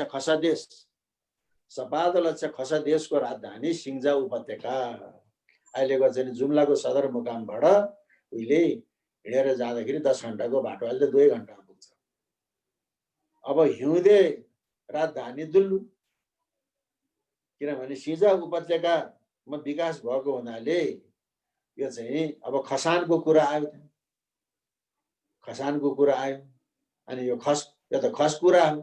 खस कुराबाट खस भाषा भएको छ। मैले अस्ति नै पनि भने कुनलाई कुरा भन्ने, कुनलाई भाषा भन्ने, त्यो कुरामा साहित्य लेखिएको छैन, केवल बोलीचालीको मात्रै माध्यम हुन्छ भने त्यो कुरा हुन्छ। त्यो कुरामा साहित्य लेखिएको छैन, त्यो भाषा हुन्छ। कुनै बेलाको खस कुरा हो यो। अहिले पनि गाउँघरतिर गुरुङ मगरले नेपाली भाषा भन्न जान्दैन, खस कुरा भन्छ। कुनै बेलाको खस कुरा खस भाषा भयो, अहिले राष्ट्रभाषा नेपाली भएको छ। त्यसका पनि अनेक किसिमका भाषिकाहरू चाहिँ छन्, त्यस कारणले यो अहिलेको चाहिँ नेपाली भाषाको आदिम रूप खस भाषाको उत्पत्ति सिङ्जा उपत्यकामा भएको भन्ने मान्यता यो छ। अब अर्को एउटा प्रश्न, अलि लामो प्रश्न छ डाक्टर साहब। यो चाहिँ हाम्रो कृष्णबहादुर ऐरजीले सोध्नु भएको छ। यसमा चाहिँ यो सेती महाकालीतिर प्राय देवी देवताको मन्दिरमा कुनै पनि मूर्ति राखेको देखिँदैन। हरेक मन्दिरमा प्राकृतिक रूपमै रहेको गाथ वा लिङ्ग भन्ने परम्परा अनुसार पूजाआजा गर्ने गरिन्छ। ती सबै प्राकृतिक रूपमै उत्पत्ति भएका होलान् कि यो र तर पूर्वतिर चाहिँ मन्दिरमा प्राय मूर्ति स्थापना गरेको देखिन्छ। सर्वसाधारणले दर्शन पनि गर्न पाउँछन्, तर सुदूरपश्चिम क्षेत्रमा चाहिँ गर्भगृह भनेर त्यसलाई छोपेर राखिन्छ। सर्वसाधारणले सजिलै दर्शन गर्न पाउँदैनन्। यसको कारण के होला डाक्टर साहब भनेर सोध्नु भएको छ कृष्णबहादुर ऐरले। छ अब यसमा पहिले हामीले कुरा बुझ्नुपर्छ, थान र मन्दिर। थानलाई अङ्ग्रेजीमा श्राइन भन्छ, मन्दिरलाई टेम्पल भन्छ। मन्दिर अथवा टेम्पल भनेको एउटा वास्तुकलाको विकास भयो नि। टेम्पल अथवा मन्दिर भनेपछि वास्तुकलाको विकास भयो। थान अथवा श्राइन भनेपछि रुखको फेदमा पूजा गर्ने, पखेरामा पूजा गर्ने। पछि मान्छेले यसो चाहिँ ढुङ्गो चाहिँ उठाएर एउटा थान बनाएको छ। थान मात्रै बनाएको छ त्यहाँ त कुनै, मैले अघि नै भने एउटा ढुङ्गा पनि राख्दैन भन्दाखेरि यो चाहिँ नि अनआइकोनिक फर्म, एउटा ढुङ्गालाई चाहिँ पूजा गरेको भन्दा पनि पहिलेको चाहिँ ठाउँ। कुनै अचम्मको चाहिँ कुरा देख्यौँ भने यहाँ त देवता उत्पन्न भएको जस्तो। अब मस्टको कुरा आयो। मस्टको उत्पत्ति कहाँ भयो त? बझाङको ढडार मस्ट बडा शक्तिशाली। त्यो ढडारमा एउटा ढाड छ। ढाड भनेको दुलो छ। यो दुलो कस्तो दुलो होला? हो, यहाँ त भगवान उत्पन्न भएकोलाई मान्छेको कल्पना। मान्छेले त्यहाँ चाहिँ देवत्व आरोपित गरिदियो, एउटा ढुङ्गालाई देवत्व आरोपित गरिदियो। त्यो ढाड भनेको चाहिँ खाल्टो, त्यसलाई ढडार मस्ट।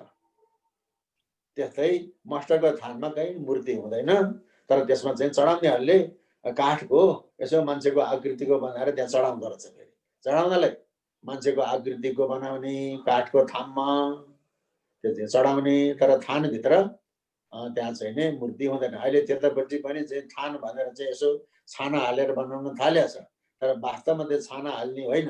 रुखको फेदमा पखेरोमा पूजा गर्ने हो। त्यो आदिम प्रकृति अब चाहिँ पश्चिममा छ। पूर्वमा गएपछि एउटा पण्डितले होइन यो त यो हो भने एउटा यो हो भनेर चाहिँ नि त्यसरी मन्दिरहरू बनाउन थाले, मूर्तिहरू बनाउन चाहिँ थाले।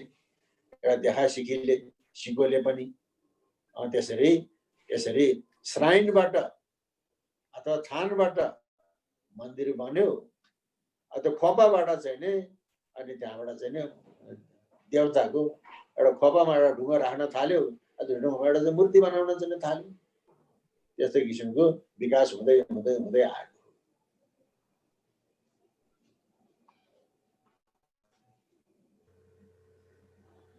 अर्को एउटा जिज्ञासा छ डाक्टर साहब, यो नेपालको सार्वभौमिकताको बारेमा हाम्रो सुषमाजीले सोध्नु भएको छ।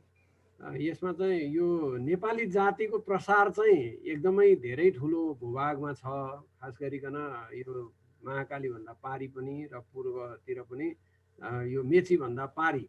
त्यसैले यो हाम्रो के सांस्कृतिक रूपमा चाहिँ हामी यो सार्वभौम भन्न मिल्छ डाक्टर साहब कि छुट्टिएको भन्न मिल्छ, के होला भनेर एउटा जिज्ञासा राख्नु भएको छ। अब अहिले सार्वभौमिकता र राष्ट्रियता भनेको अलग अलग कुरा। राज्य, राष्ट्र र सार्वभौमिकता भनेको अलग अलग कुरा। राजनीतिसँग मिसिएको छ।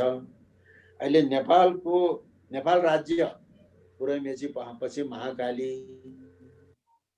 नेपाली सार्वभौमिकता पनि मेची महाकाली भित्र मात्रै छ।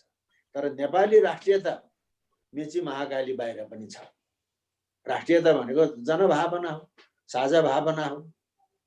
त्यस कारणले अब मेची पारी पनि नेपाली भाषाभाषीहरू छन्, पुरा दार्जिलिङतिर, आसामतिर, बर्मातिर। तर अहिले त विश्वव्यापी रूपमा जहाँसुकै छन् नेपालीहरू। पश्चिममा पनि कुमाउँतिरको चाहिँ कुमाउने भाषा, डोटेली भाषाको कुरो त्यहाँ आयो। त्यहाँ पनि कतिपय चाहिँ संस्कृतिहरू चाहिँ मिल्छन् नेपालको सँग, तर त्यसलाई नेपालको सार्वभौमिकता भन्न मिल्दैन। नेपाली राष्ट्रियता हो त्यो। सार्वभौमिकता भनेको भूमिसँग मात्रै सम्बन्धित हुन्छ। राज्य भन्नु पनि भूमिसँग सम्बन्धित हुन्छ। राष्ट्र भनेको जनभावना हो, भूमिलाई चाहिँ छेक्दैन त्यसले। अहिले चाहिँ नि विश्वभरि जहाँ जहाँ नेपालीहरू चाहिँ छन्, नेपाल मेरो राष्ट्र हो, म नेपाली हुँ, मेरो संस्कृति नेपाली हो भन्नु, त्यो नेपाली राष्ट्रियताको भावना विश्वव्यापी भएको छैन। तर नेपाली सार्वभौमिकता चाहिँ नि भूमिसँग सम्बन्धित हुन्छ। यो मेरो आफ्नो विचार हो। अब एकजना मित्र हाम्रो विष्णुजीले चाहिँ मौखिक रूपमा मैले क्वेसन राख्ने समय पाउँछु कि भन्नुभएको छ। म विष्णुजीलाई एकदमै संक्षिप्तमा धेरै प्रसङ्गहरू नजोडिकन आफ्नो जिज्ञासा राख्न अनुरोध गर्छु। दिनुभएकोमा धन्यवाद। डाक्टर साहबलाई पनि नमस्कार मेरो, सबै उपस्थित विद्वानवर्गहरूमा पनि नमस्कार। कुरा के भने अस्ति केही दिन अगाडि नेपाली सवारी साधनमा देवनागरी लिपिमा इन्भोइस नम्बर राख्ने भनेर हल्ला हल्ला भए। अनि प्रज्ञा प्रतिष्ठानका मान्यवरहरूको पनि नाम त्यसमा जोडियो, प्रधानमन्त्रीहरूका पनि नाम जोडियो र अक्षर देवनागरी लिपिमा राख्ने भनेर चाहिँ कुराहरू सुनियो। तर अङ्क चाहिँ के लिपिमा राख्ने, अङ्क के हो, अङ्क कहाँबाट आएको हो भन्ने कुरा कहीँ पनि उल्लेख भएन। त्यो अङ्क सम्बन्धमा चाहिँ अक्षर त देवनागरी हो हामीलाई थाहा भयो, अङ्क चाहिँ के हो त्यति चाहिँ जानकारी पाउनु पाए हुन्थ्यो भन्ने मेरो।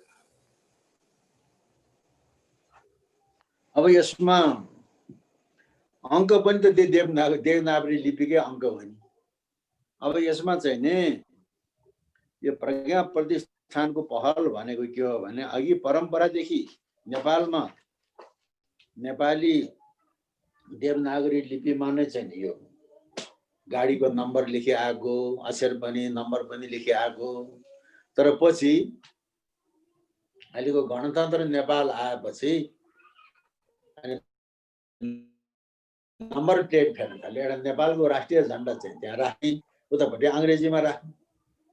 अब हाम्रो यहाँ चाहिँ ट्याक्सीको कालो प्लेट, निजी गाडीको चाहिँ रातो प्लेट, सरकारी गाडीको चाहिँ सेतो प्लेट भन्ने त त्यो नम्बर थाहा नपाउने निरक्षरले पनि जानेछ।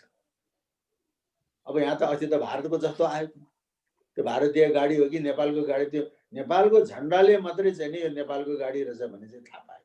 त्यस्तो भएको हुनाले अहिले प्रज्ञा प्रतिष्ठानले होइन, हाम्रै चाहिँ नि पहिलेको चाहिँ परम्परालाई थाम्न पर्छ। गाडीको चाहिँ नि नम्बर, अक्षर देवनागरी लिपि, अङ्क पनि देवनागरी, त्यो अङ्क पनि त्यो देवनागरीकै हो भनेर भनेको। अब त्यसमा के रहेछ भन्दाखेरि भारतीयहरू त्यहाँका कट्टरवादी हिन्दूहरूले के भन्छन् भन्दाखेरि नेपालले हिन्दुत्व जोगाएर राखेको छ। देवनागरी लिपि त नेपालको मात्रै होइन, भारतको पनि हो। देवनागरी लिपिको चाहिँ इज्जत जोगाएर राखेको छ। भारतका गाडीका नम्बर प्लेटहरू सबै अङ्ग्रेजीमा हुन्छ, अल्फाबेट पनि अङ्ग्रेजीमा, अङ्क पनि अङ्ग्रेजीमा। तर नेपालले देवनागरी लिपिमा चाहिँ नि गाडीको नम्बर प्लेट राख्न थालेको छ भन्ने उनीहरूले त्यसरी राम्रो मानेको छ। र प्रज्ञा प्रतिष्ठानले अब हाम्रो पहिलेकै जुन हो परम्परा त्यसैलाई चाहिँ नि थाम्नुपर्छ, कायम गर्नुपर्छ भनेर पहल गरेको हो। तर अब यसमा फेरि मैले देवनागरीकै हो। प्रति प्रश्न गरेँ, अङ्क चाहिँ हामीले जुन पढ्छौँ 1 2 3 4 0देखि 9 सम्मको अङ्क र अङ्ग्रेजीमा लेखिने 0 देखि 9 सम्म यो अङ्कको नाम हो हिन्दू अरबिक। हिन्दू अरबिक अङ्क हो। यसलाई हामी हिन्दू अरबिक भनेर जान्दछौँ। त्यो कुरा कसैले कतै पनि उल्लेख गरेको पाइएन। हिन्दू अरबिक अङ्क सम्बन्धमा चाहिने धेरै प्रचार प्रसार भएको पनि पाइएन। सबै स्कुलमा पढाइन्छ अङ्क, तर यो कुन अङ्क हो भनेर चाहिँ पढाइँदैन। अब लिपि चाहिँ डाक्टरले भन्नुभयो देवनागरी होला भनेर अथवा हो भनेर, तर त्यो वास्तवमा चाहिँ त्यो अङ्क आएको हिन्दू अरबिक हो र त्यसको नाम हिन्दू अरबिक हो भन्ने मैले जानेको छु। त्यो सही हो कि होइन होला? अब खै अब चाहिँ त्यो कुरो के हो, तर अब हाम्रो लिच्छवी कालका अभिलेखहरूमा पनि त अङ्क आएको छ नि त। लिच्छवी कालको अहिले नै सम्मत यति भनेर भन्छ। अहिलेको देवनागरी लिपिको अहिले जुन हाम्रो प्रचलित 1 2 3 सँग मिल्दैन। 1 2 3 को सङ्ख्या त बरु चाहिँ उता चाहिँ 1 2 3 सँग चाहिँ मिल्नको त्यो कुरो यहाँ आएको छ देवनागरीमा। तर नेपालमै पनि लिच्छवी कालको अभिलेखमा सम्मत यति भनेर अङ्क त त्यहाँ छ। त्यही चाहिँ नि लिच्छवी कालको जुन लिपिबाट आएर चाहिँ अहिले नेवारीको भाजु मोहला पोचु मोहला भन्नेमा आयो, अनि प्राचीन नेवारीमा चाहिँ आयो, अनि देवनागरी लिपिमा चाहिँ आयो। त्यही विकास त्यो लिच्छवी कालका जुन अक्षरहरू नै विकास भएर अहिले देवनागरीमा आएको हो। त्यस कारणले अब लिपिको विकासको बारेमा पनि होला, अब यताको उताको यता पनि हुन सक्छ, आदान प्रदान चाहिँ हुन सक्छ। अब यहाँ चाहिँ कुरो के आएको छ भन्दाखेरि ज्योतिष शास्त्र भनेको त अङ्कमा आधारित हुन्छ नि। ज्योतिष शास्त्र भनेको अङ्क गणित हो। ज्योतिष शास्त्रको विकास कहाँ भयो? अरबमा भएको भनिन्छ। कसले गरायो त ज्योतिष शास्त्रको? व्यापारीहरूले गराएको। अरबमा त दिउँसो हिँड्ने कुरा आउँदैन, राति हिँड्ने हो, उठमाथि चढेर। व्यापारको गणित मात्रै हुँदैन त्यहाँ, अनेक किसिमका चाहिँ गफगाफ पनि हुन्छन्। आकाशमा हेर्छ त्यहाँ 1 2 वर्षमा हुने कुरा होइन, 1 2 पुस्तामा हुने कुरा, हजार वर्षको कुरो। अनि आकाशमा हेरे, ओहो आज यो तारा यहाँ छ, भोलि त्यो तारा त्यहाँ छ, यो तारा त यस्तो, यो तारा यस्तो, यो तारा त देखिएन, यो अहिले पो देखियो। 1 2 पुस्ताको कुरा हो नि त। हजारौं वर्ष अगाडिदेखि त्यो चाहिँ नि मरुभूमिमा हिँडेका व्यापारीहरूले अनि आकाशको चाहिँ नि अध्ययन गरे। अरब मुलुकमा चाहिँ नि यो चाहिँ त्यही विकास त रोमतिर पनि गयो, यता भारतवर्षतिर पनि आयो। किन हामी यहाँ मेष भन्छौँ, उनीहरूले एरिस भन्छ। यता मेष भने उता एरिस भन्यो, यता वृष भन्यो उता ट्राउजर भन्यो। भन्दाखेरि यसरी चाहिँ नि अरबबाट चाहिँ नि यो ज्योतिष शास्त्रको विकास भएको भने जस्तै तपाईँले भने जस्तै अङ्कको चाहिँ विकास त्यो अरबमा पनि भएको हुन सक्छ। सही चित्त बुझ्यो। तर लिच्छवी कालमा पनि व्याख्या चित्त बुझ्यो। प्रयोग भयो।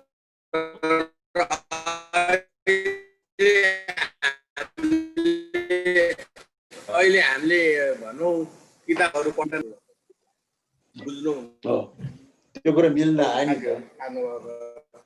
ज्योतिष शास्त्रको विकासै अरबमा भएको हो भनेपछि ज्योतिष शास्त्र भनेको अङ्क गणित हो। सही कुरा चित्त भयो।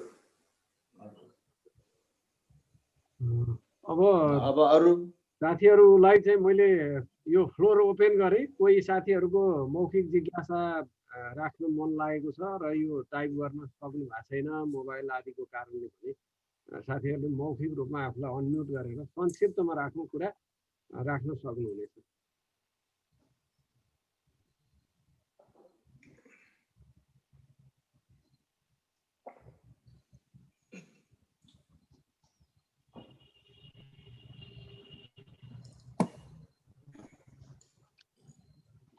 मेरो एउटा जिज्ञासा। हजुर,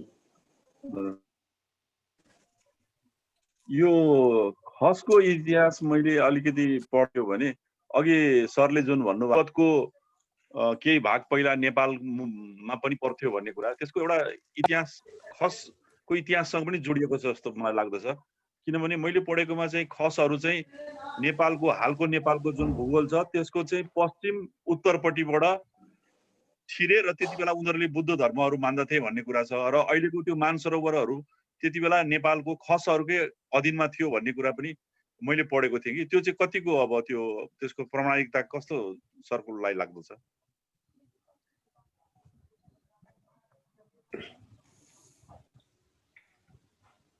अब यो चाहिँ आजभन्दा 1000 वर्ष अगाडि, जसलाई इतिहासको भाषामा पूर्व मध्यकाल भन्छ, पूर्व मध्यकालमा पश्चिम नेपालको कर्णाली प्रदेशमा 7 लक्ष खसदेश, 1.25 लाख जनसङ्ख्या भएको खसदेश थियो। अब त्यसको चाहिँ नि प्रभाव कैलाश मानसरोवरसम्म थियो। त्यस कारणले चाहिँ नि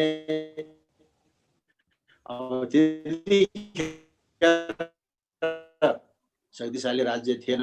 र अब यो खसहरूको इतिहास पनि अब अहिले हिन्दूकरण बनाइदिए र त्यसमा के भन्छ भन्दाखेरि ल्हासा राजधानी हो, ल्हासामा राज्य शासन गर्न सकेन, अनि ल्हासाका राजा निमगोइन अनि राजा ल्हासा छोडेर पश्चिम तिब्बत गए।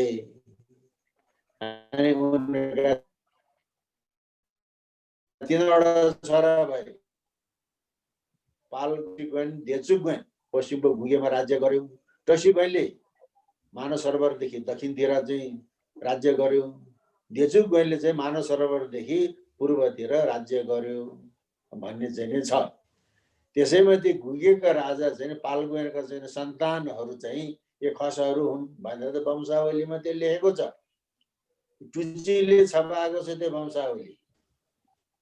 अब त्यो कुरा त्यो हो। त्यस कारणले चाहिँ नि त्यहाँ विशाल राज्य चाहिँ थिएन, प्रभाव थियो, त्यो कुरा हो।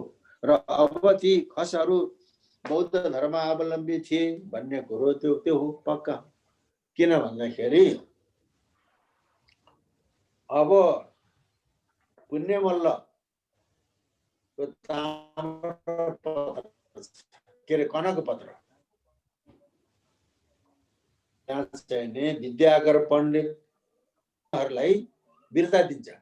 बिर्ता दिँदाखेरि पुण्यमल्लकोमा चाहिँ साँचे राख्दाखेरि बुद्ध धर्म सङ्घ भनेको छ। त्यसपछि पृथ्वी मल्लको कनक पत्रमा चाहिँ ब्रह्मा विष्णु महेश्वर बुद्ध धर्म सङ्घ भन्ने आयो। पुण्य मल्लकोमा ब्रह्मा विष्णु महेश्वर भन्ने छैन। किन त्यहाँ त काश्मीरी ब्राह्मणहरू आएका छन् त्यहाँ। अनि उनलाई चाहिँ के भनेर बिर्ता दिएको छ त? मका न अखरा पढाए, मलाई अक्षर पढाउने, मेरा जन्मपत्री ढोया, मेरो चाहिँ जन्मपत्री चाहिँ कुण्डली लेख्ने भनेर बिर्ता दिएको छ।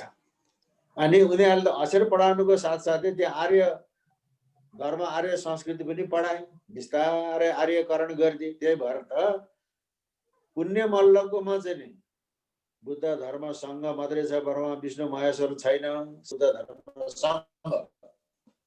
त्यसपछि लम्ब पादानम चत्वारी स्थानानी, 4 ठाउँको लामालाई पनि साँची राख्छ।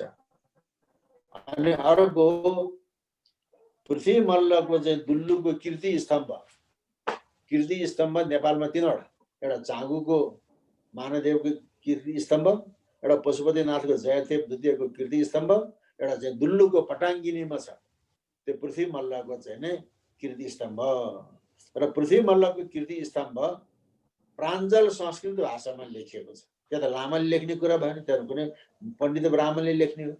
तर कीर्ति स्तम्भको माथि शीर्ष भागमा भव्य खालको बौद्ध चैत्यको आकृति अंकित गरिएको छ। अनि त्यो कीर्ति स्तम्भको चाहिँ नि मङ्गलाचरण ओम स्वस्ति श्री मङ्गल मूर्तये नमःबाट हुँदैन, ओम श्री गणेशाय नमःबाट हुँदैन, ओम मणि पद्मे हुम त्यो प्रसिद्ध बौद्ध सटाश्री मन्त्रबाट हुन्छ। त्यही कारणले ती खसहरू बौद्ध थिए। अनि अर्को कुरो त्यो अशोक चल्लको पालाको दुल्लुको चाहिँ पादुका स्थानमा एउटा अभिलेख छ।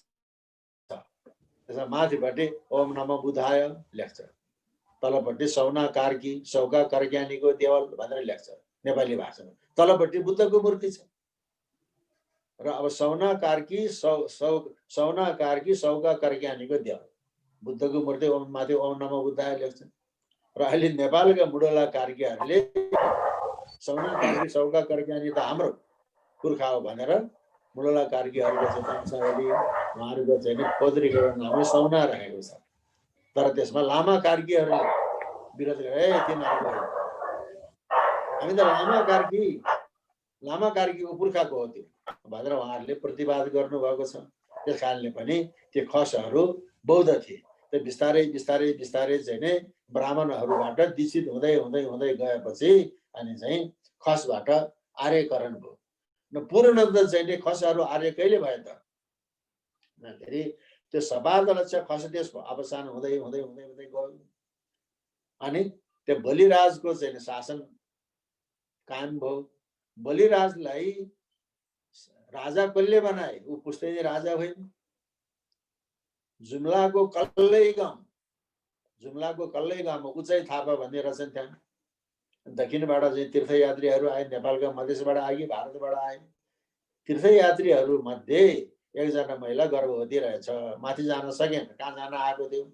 मानव सरोवर जान आएको थियो कि त्यो उचाइ थापाको घरमा बसेपछि उसले त्यहाँ चाहिँ नि एउटा बालक पैदा गरायो। त्यसपछि आमा कहाँ गयो त्यसको के हर हिसाब छैन। त्यसैकोमा चाहिँ बढी हुर्क्यो। अनि काश्मीरबाट चाहिँ चन्दननाथ आए जुम्लामा। अनि उसले अङ्ग लक्षण हेरेर अनि बलिराजलाई त्यो बलिलाई राजा बनाइदिए। बलिराज अहिलेको चाहिँ कल्याण शाहशाहीहरूको मुसिकोटे शाहशाहीहरूको पुर्खा त्यो बलिराज हो। त्यसरी बलिराजको पालादेखि अनि त्यो सपादलाई चाहिँ खसदेश त अवसान भइसकेको थियो। बलिराजको पालादेखि अब त्यहाँ चाहिँ नि आर्य धर्मका पक्षपातीहरूको शासन चलेपछि खसहरू बिस्तारै पावै भनेको जाँड खानेबाट चाहिँ तागाधारी भएर गए। आर्य धर्ममा चाहिँ उनीहरू चाहिँ नि अग्रसर भए। त्यही कारणले प्रारम्भिक चाहिँ नि खसहरू तिनीहरू बौद्ध थिए। अब अर्को एउटा चाहिँ प्रमाण के पाइएको छ भने जब चाहिँ अरण्यको यहाँबाट चाहिँ तिब्बतको मोर गुम्बामा गएका थिए। मोर गुम्बा स्थापना गरिने ङ्गोर्छेन कुङ्गा साम्पो तिब्बतको मोर गुम्बाबाट यी खस राजाहरूलाई दीक्षा दिनको लागि, लामा भाषामा वाङ भन्छ त्यसले, दीक्षा दिनको लागि जुम्ला आयो, सिङ्जा आएको छ। त्यो पनि तिब्बती वंशावलीमा लेखिएको छ। र पछि चाहिँ बिस्तारै आर्यकरण हुँदै आएको। पहिले उनीहरू यति प्रमाणले उनीहरू बौद्ध थिए भन्ने देखिन्छ। हजुर, अब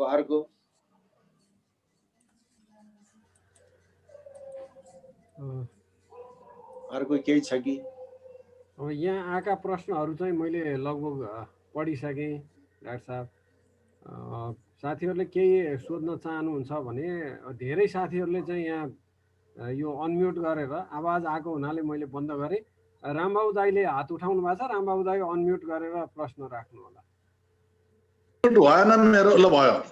नमस्कार है, नमस्कार। म अलिकति बाहिर हुन्छ कि के हुन्छ, मैले यो परोपकार विषयमा चाहिँ नि अहिले अध्ययन गरिरह हुनाले हैन, यो परोपकारको परम्परा चाहिँ वास्तवमा कहिलेदेखि सुरु भयो होला, कहीं यसको चाहिँ नि लिखित चाहिँ नि उहरू पाइन्छ कि भन्ने विषयमा। अब परोपकार चाहिँ नि हाम्रो पहिलेदेखि चाहिँ नि समाजको सुरुवातदेखि नै चाहिँ भएको हो भन्ने कुरा त अब एउटा सैद्धान्तिक ज्ञान जस्तो चाहिँ नि आउँछ। तर बौद्ध धर्ममा, हिन्दूमा चाहिँ स्कन्द पुराणमा आम्दानीको 10% चाहिँ नि दिनुपर्ने भन्ने चाहिँ नि रहेछ। अनि दान महिमाको विषयमा विभिन्न ग्रन्थहरूमा रहेछ। बुद्ध धर्ममा चाहिँ मैले त्यस्तो खासै केही पाइनँ। यो परोपकारको दान गर्ने विषयमा, अरूलाई गर्ने विषयमा अब असल मानिस हुनुपर्छ भन्ने कुरा त चाहिँ धेरै छ, तर परोपकारकै विषयमा चाहिँ बुद्ध धर्मको ग्रन्थहरूमा जैनमा खोज्दाखेरि मैले चाहिँ प्रश्न पाउन सकिनँ। डाक्टर साहबलाई यसबारे केही थियो कि भनेर चाहिँ नि जानकारी लिन खोजेको मैले। जस्तो अब बुद्ध धर्ममा परोपकारको भावना थियो कि थिएन, कुन ग्रन्थमा लेखिएको छ भन्ने बुझ्नलाई त बौद्ध धर्मको ग्रन्थ पढ्न पर्यो। र बौद्ध धर्मका ग्रन्थहरू मध्ये अति लोकप्रिय ग्रन्थ हो बोधिचर्या अवतार। बोधिचर्या अवतार, बोधिचर्या अवतारमा एउटा के श्लोक आएको छ भने यत् किञ्चित जगतो दुःखम तत् सर्वम मयि पच्यताम बोधिसत्व सुवै सर्वैर जगत सुखितम अस्तु छ।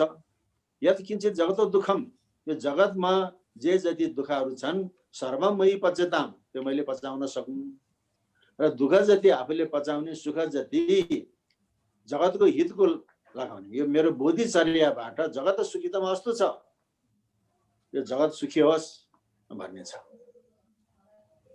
बुद्ध बोधिसत्व, बुद्ध भव्यम जगत हिताय, जगत हितको लागि म बुद्ध भएको हुँ भन्ने छ। अब यो चाहिँ बोधिचर्या अवतारको यो चाहिँ नि श्लोक हो। त्यही जगतको हितको लागि दुःख जति आफूले पचाउने, सुख जति जगतको हितमा लगाउने भन्ने छ। अब अघि चाहिँ नि यति भाग चढाउने, यति भाग चढाउने भन्ने त्यो त कर हो, ट्याक्सेसन हो त्यो।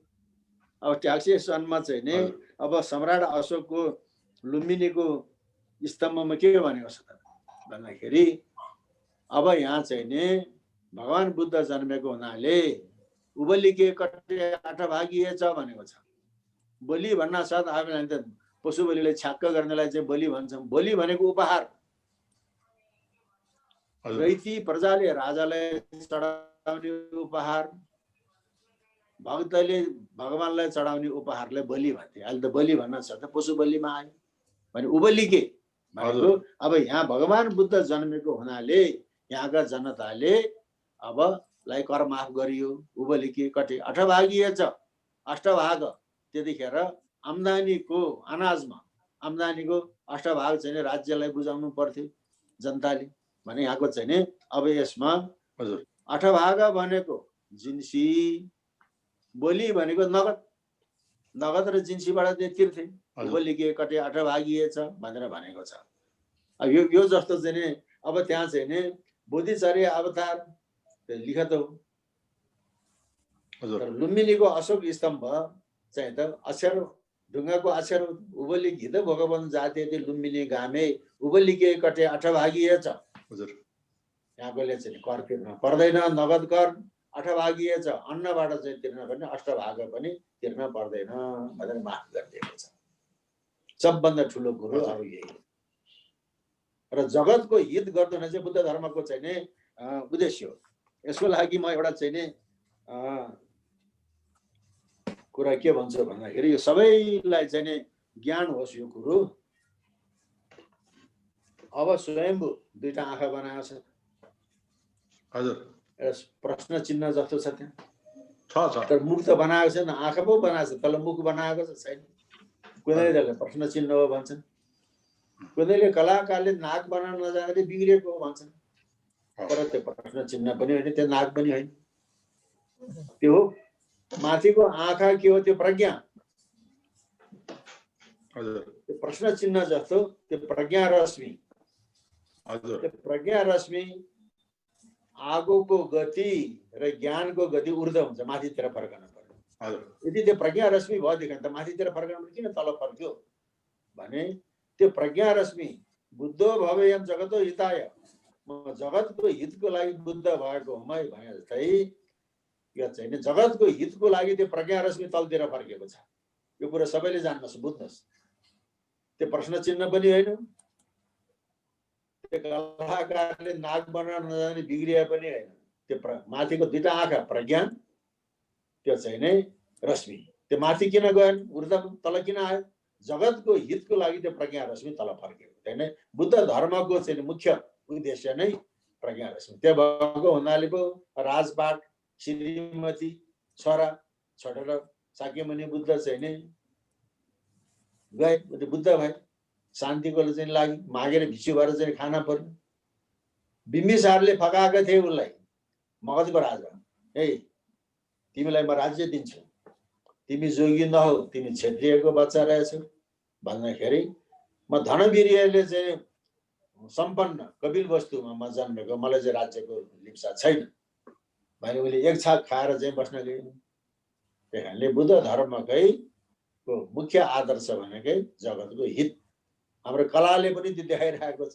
बौद्धनाथको त्यो चाहिँ प्रज्ञा रश्मि, स्वयम्भूको प्रज्ञा रश्मि, यहाँ चैत्य चैत्यमा जहाँसुकै त्यो प्रज्ञा रश्मि लेखेको हुन्छ। तर त्यो प्रज्ञा रश्मि कौतूहलको विषय थियो। मैले चाहिँ नै यो तत्त्व ज्ञान आज मैले व्यापक गराएँ। त्यो दुईटा आँखा भनेको प्रज्ञा, तलपट्टिको रश्मि, त्यो माथि ऊर्ध्वगति हुनु पर्ने, किन अधोगति? अधोगति होइन, जगतको हितको लागि त्यो प्रज्ञा रश्मि जगततिर फर्केको।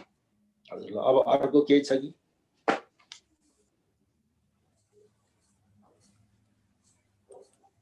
यो संस्कृतिको पूजाआजाको कुरा डाक्टर साहबले धेरै गर्नुभयो। अब मेरो प्रश्न एउटा डाक्टर साहबलाई के भने, यो आध्यात्मिक साधना विधिमा पनि त्यो विभिन्न सम्प्रदायको बीचको समन्वयात्मक विधिहरू त्यस्तो प्रयोग गरेको पाइन्छ डाक्टर साहब? मेरो एउटा जिज्ञासा चाहिँ यो आध्यात्मिक समन्वयवादको डाक्टर साहबले वकालत गर्नुहुन्छ, आध्यात्मिक समन्वयवादको कुराहरू भइरहेछ। अब त्यसैले त्यो जस्तो यी ध्यान विधिहरू, विभिन्न किसिमका साधना पद्धतिहरू, बुद्धिज्मको एउटा छ, हिन्दुइज्मको एउटा छ, इस्लामको अर्को छ, क्रिस्चियनहरूको अर्को छ, त्यो साधना पद्धतिमा पनि यस्ता अन्तर मिश्रण केही देखिन्छ डाक्टर साहब, डाक्टर साहबको अध्ययनमा? अब यो समन्वयात्मक अध्यात्मवाद भनेको एउटा चाहिँ अवधारणा हो, एउटा दर्शन हो, एउटा चिन्तन हो। अब साधनाको चाहिँ कुरो त नाम मात्रै फरक हो, साधना त सबैको एउटै हो, साधना एउटै हो। जस्तो अब यहाँले बडा गजबको कुरा गर्नुभयो। श्रीमद् भगवत गीताको उपदेश कहाँ गएर टुङ्गिन्छ त? कहाँ गएर श्रीमद् भगवत गीताको उपदेश टुङ्गिन्छ भन्दाखेरि सर्वधर्मान् परित्यज्य मामेकं शरणं व्रज अहं त्वा सर्वपापेभ्यो मोक्षयिष्यामि शुच। सबै धर्मलाई त्यागेर भनेको तिमी चाहिँ बौद्धलाई त्यागेर हिन्दू बन, इस्लाम मुसलमानलाई त्यागेर चाहिँ हिन्दू बन, शिवलाई नमान, दुर्गालाई नमान, म विष्णुलाई मान भनेको होइन। सर्वधर्मान भनेको मानिसहरूको इन्द्रियहरूको विषय ग्रहण गर्ने आसक्तिलाई त्यागेर तिमी मेरो शरणमा आऊ, म तिमीलाई चाहिँ सबै पापबाट मोक्ष गराउने छु, महासुच, तिमीले चाहिँ सुर्ता नगर भन्यो। गीता त ठुलो दर्शन हो। यतापट्टि वज्रयानी बौद्ध दर्शनले के भन्छ त भन्दाखेरि ओम स्वभाव शुद्ध सर्वधर्म स्वभाव शुद्ध। स्वभाव भनेको बानी व्यवहार होइन, स्व भनेको आफू, स्वभाव भनेको आफू भन्ने भाग। म चाहिँ कस्तो छु त? स्वभाव शुद्ध, सर्वधर्म स्वभाव शुद्ध। म चाहिँ स्वभाव भनेको चित्त शुद्ध भएको, सर्वधर्म स्वभाव शुद्ध। इन्द्रियहरूले विषय ग्रहण गर्ने जुन धर्म हो त्यो पनि शुद्ध भएको यस्तो अवस्थामा छु। शून्यता ज्ञान वज्र स्वभावात्मक हम। मेरो चित्त शून्यतामा गएर स्थिर भएको, शून्यतामा गएर मेरो चाहिँ चित्त स्थिर भएको यस्तो अवस्थामा छु भनेको छ। कुरो त भावना त उही उही भयो, भावना फरक भएन। अब उतापट्टि पातञ्जल योग सूत्रले के भन्छ? धर्ममेघ समाधि भन्छ। धर्ममेघ समाधि भनेको के हो भन्दाखेरि यो पृथ्वीका दूषित पदार्थहरू बाफ भएर माथि उठ्छ अनि आकाशमा गएर मेघको रूपमा आश्रित हुन्छ। त्यसै गरिकन मानिसहरूको विषय ग्रहण गर्ने आसक्ति, आकाश भनेको शून्यको प्रतीक हो। मानिसहरूको विषय ग्रहण, मानिसहरूको इन्द्रियहरूले विषय ग्रहण गर्ने आसक्ति शून्यमा विलय भएको अवस्था त्यो धर्ममेघ समाधि हो भने चाहिँ पातञ्जल योग सूत्रले अब त्यो चाहिँ नि त्यो दर्शनले। यतापट्टि बौद्ध दर्शन, बौद्ध चाहिँ के छ भन्दाखेरि गणचक्र पूजा मेघ, गणचक्र पूजा मेघ भनेको छ। त्यो गणचक्र पूजा मेघ भनेकै त्यही हो, धर्ममेघ समाधि हो। किन भन्दाखेरि राग गएर चाहिँ शून्यमा विलय भएको अवस्था, उतापट्टि के भने त आत्मानन्द परमानन्द सच्चिदानन्द, आत्मानन्द परमानन्द ब्रह्मानन्द सच्चिदानन्द कसरी हुन्छ त त्यो भन्दाखेरि तृष्णा गएर शून्यमा विलय भएपछि अनि आत्मानन्द ब्रह्मानन्द परमानन्द सच्चिदानन्द प्राप्त हुन्छ। यतापट्टि राग गएर शून्यमा विलय भएपछि सम्बरोदय हुन्छ। सम्बर भनेको महासुख हो भनेर भनेको छ। अनि अर्को उत मोक्ष मुक्ति अवस्था कस्तो हुन्छ त? त्यो शून्यमा विलय भइगयो। यतापट्टि निर्वाण भनेको के हो त? भाव अभाव विनिर्मुक्त अवस्था। त्यो भाव पनि होइन अभाव पनि होइन। भाव भनेको एक्जिस्टेन्स, अभाव भनेको नन एक्जिस्टेन्ट। त्यो भाव अभाव विनिर्मुक्त अवस्था निर्वाण हो भनेको छ। होइन मुक्ति भन्नु र निर्वाण भन्नु एउटै हो। धर्म योग समाधि भन्नु र चाहिँ गणचक्र पूजा मेघ भनेको चाहिँ एउटै हो। र अखिरमा जाने हो भन्दाखेरि अब सर्वधर्म समभाव छ। सबै कुराको कुरा गर्दा गर्दा गर्दा उहाँ चाहिँ क्रिस्चियनिटीसँग पनि मिल्छ कुरा। क्रिस्चियनिटीसँग कसरी मिल्यो भन्दाखेरि क्रिस्चियनहरूले जेसस क्राइस्टलाई शेफार्ड भनेको भेडा पालो। शेफार्ड भेडा भनेको मोहको प्रतीक हो। क्रिस्चियनहरूले अनि प्रभु हाम्रा गोठाला हुन् भनेर भेडा के अरे भजन गाउँछ। शेफार्ड भनेको छ। शेफार्ड भनेको भेडा पाल, भेडा भनेको मोहको प्रतीक। यदि हिन्दूहरूले के भने गोपाल भन्यो, गाई पाल्यो। गाई भनेको के हो? ज्ञानको प्रतीक हो। ज्ञान प्राप्त भएपछि त मान्छेको मोह चाहिँ नाश हुन्छ। क्रिस्चियनिटी भनेको त्यो मोह, भेडा, मोहको पालक। यतापट्टि गोपाल, गो भनेको चाहिँ नि गाई। सर्व उपनिषदौ गावो, सबै उपनिषदहरू गाई हुनु भनेको छ। उपनिषद के हो? वेदको निचोड हो। वेद के हो त? सत्य ज्ञान हो। सत्यम ज्ञानम अनन्तम ब्रह्म। ब्रह्म भनेको के हो? शून्यता हो। त्यो अब्सोल्युट भोइडनेस हो भनेपछि त कुरा त त्यहाँ मिल्न आयो। भरे चाहिँ टुङ्गोमा जाँदाखेरि त्यो चाहिँ दर्शनको जुन कन्सेप्ट हो त्यो एउटामा गएर चाहिँ एउटा पोइन्टमा गएर चाहिँ मिल्छ सबै। हजुर अब अरू कसैको केही छ कि? डाक्टर साहब आज हामी लगभग 1.5 घन्टा हामीले बिताइसक्यौँ। थाहै भएन, हाम्रो समय वास्तवमा सकिन लागेछ। असाध्यै धेरै जिज्ञासाहरू हामीले डाक्टर साहबसँग राख्यौँ र केही यसबाट सिक्ने र बुझ्ने मौका पनि प्राप्त गरियो। साथीहरूको प्रश्नहरू पनि सकिएको छ। हाम्रो समय पनि समाप्त भएको छ। डाक्टर साहबले हामीलाई आज यो जुन समय उपलब्ध गराइदिनु भयो, लगभग 1.5 घन्टा हामी संवाद गऱ्यौँ विभिन्न विषयमा। र आजको संवादबाट मलाई के लाग्यो भने डाक्टर साहब संस्कृतिको मात्रै होइन, रीतिरिवाज र परम्पराको कुरा मात्रै होइन, राष्ट्रियताको कुरा मात्रै होइन, अध्यात्मको पनि गहिरो साधना प्राप्त गरिसकेको साधक हुनुहुँदो रहेछ भन्ने मलाई लाग्यो। र यो अन्तिमको जुन उत्तर डाक्टर साहबले दिनुभयो, मलाई लाग्छ सबै दर्शनहरूका बिचमा, सबै यो धार्मिक सम्प्रदायहरूको बिचमा एउटा चुरो कुरा, भित्री कुरा, त्यसलाई आत्म तत्त्वलाई जगाउने कुरा सबै धर्मले प्रकारान्तरले भिन्न भिन्न ढङ्गले भने पनि तिनीहरूको रूप चाहिँ अन्तर्यमा हेर्दाखेरि समन्वयात्मक रूप देखिन्छ भनेर जुन डाक्टर साहबले भन्नुभयो, मलाई लाग्छ हामी सबैले सिक्नुपर्ने, बुझ्नुपर्ने र आफ्नो प्रज्ञालाई तिखार्नुपर्ने कुरा पनि यसैमा जस्तो लाग्छ। हामी चाहे हिन्दू बनौँ, चाहे बुद्धिस्ट बनौँ, चाहे क्रिस्चियन बनौँ, तर त्यसको यदि साधना पद्धतिमा भित्र पुगिएन भने, त्यो शून्यताको बोध गरिएन भने, तुरीय अवस्थामा पुगेर आफ्नो प्रज्ञा जागृत गरिएन भने सायद डाक्टर जगमान गुरुङले भने जस्तो समन्वयको अनुभूति हामीलाई हुने छैन। त्यही समन्वयको अनुभूति, त्यही समताको अनुभूति, त्यही मानिसहरू सबै प्राणीहरूको बिचको अन्तर्वस्तु एउटै छ, हामीले भन्न खोजेको कुरा एउटै हो भनेर अन्तर्यमा बुझ्ने सामर्थ्य हामीलाई त्यस अवस्थामा मात्रै प्राप्त हुनेछ। आजको यो संवादबाट मैले यही निचोड प्राप्त गरेको छु। मलाई लाग्छ धेरै साथीहरूले जसले जिज्ञासा राख्नुभयो र आफ्नो प्रश्नहरू मार्फत डाक्टर साहबबाट जिज्ञासा परिपूर्ति गर्ने जुन प्रयत्न गर्नुभयो, सबै जिज्ञासु मित्रहरूलाई हार्दिक धन्यवाद दिन्छु। र डाक्टर साहबले पनि हामीलाई असाध्यै माया गरेर गत 2 श्रृङ्खला र त्यसका पूरक श्रृङ्खलाको रूपमा आजको श्रृङ्खलामा प्रश्नोत्तर गर्ने हामीले जुन सौभाग्य प्राप्त गऱ्यौँ, डाक्टर जगमान गुरुङ लाई हामी हार्दिक नमन गर्छौँ, हार्दिक धन्यवाद दिन्छौँ र यो U3A को श्रृङ्खलासँग डाक्टर साहबलाई जोडिरहन र हामी यस्तै माया प्राप्त गरिरहौँ भन्ने कामना गर्दै आजको यो सत्र यहीँ विराम दिन्छु। अन्त्यमा डाक्टर साहबको केही निचोडमा केही कुरा भन्नुपर्ने भए, हामीलाई केही सन्देश भए डाक्टर साहबलाई छोटो समय दिन्छु, अन्यथा हामी विश्राम दिन्छौँ। मेरो अनुरोध पनि उहाँसम्म पुर्याइदिनु हुन अनुरोध गर्छु। विष्णुजीले चाहिँ म अमेरिकामा छु, अहिले चाहिँ यो इन्टरनेट मार्फत मात्रै संवाद भएको छ, आएर चाहिँ गम्भीर संवाद गर्ने मन छ डाक्टर साहबसँग, भेट्नेछु अवश्य भनेर भन्नुभएको छ। विष्णुजीको यो अनुरोध पनि मैले डाक्टर साहबसँग सम्प्रेषण समय पाइन्छ कि पाइँदैन भनेर सोध्नु एकदम समय डाक्टर साहबलाई हामी मिलाउँछौँ नि। पाइन्छ नि, किन नपाउनुहोस्।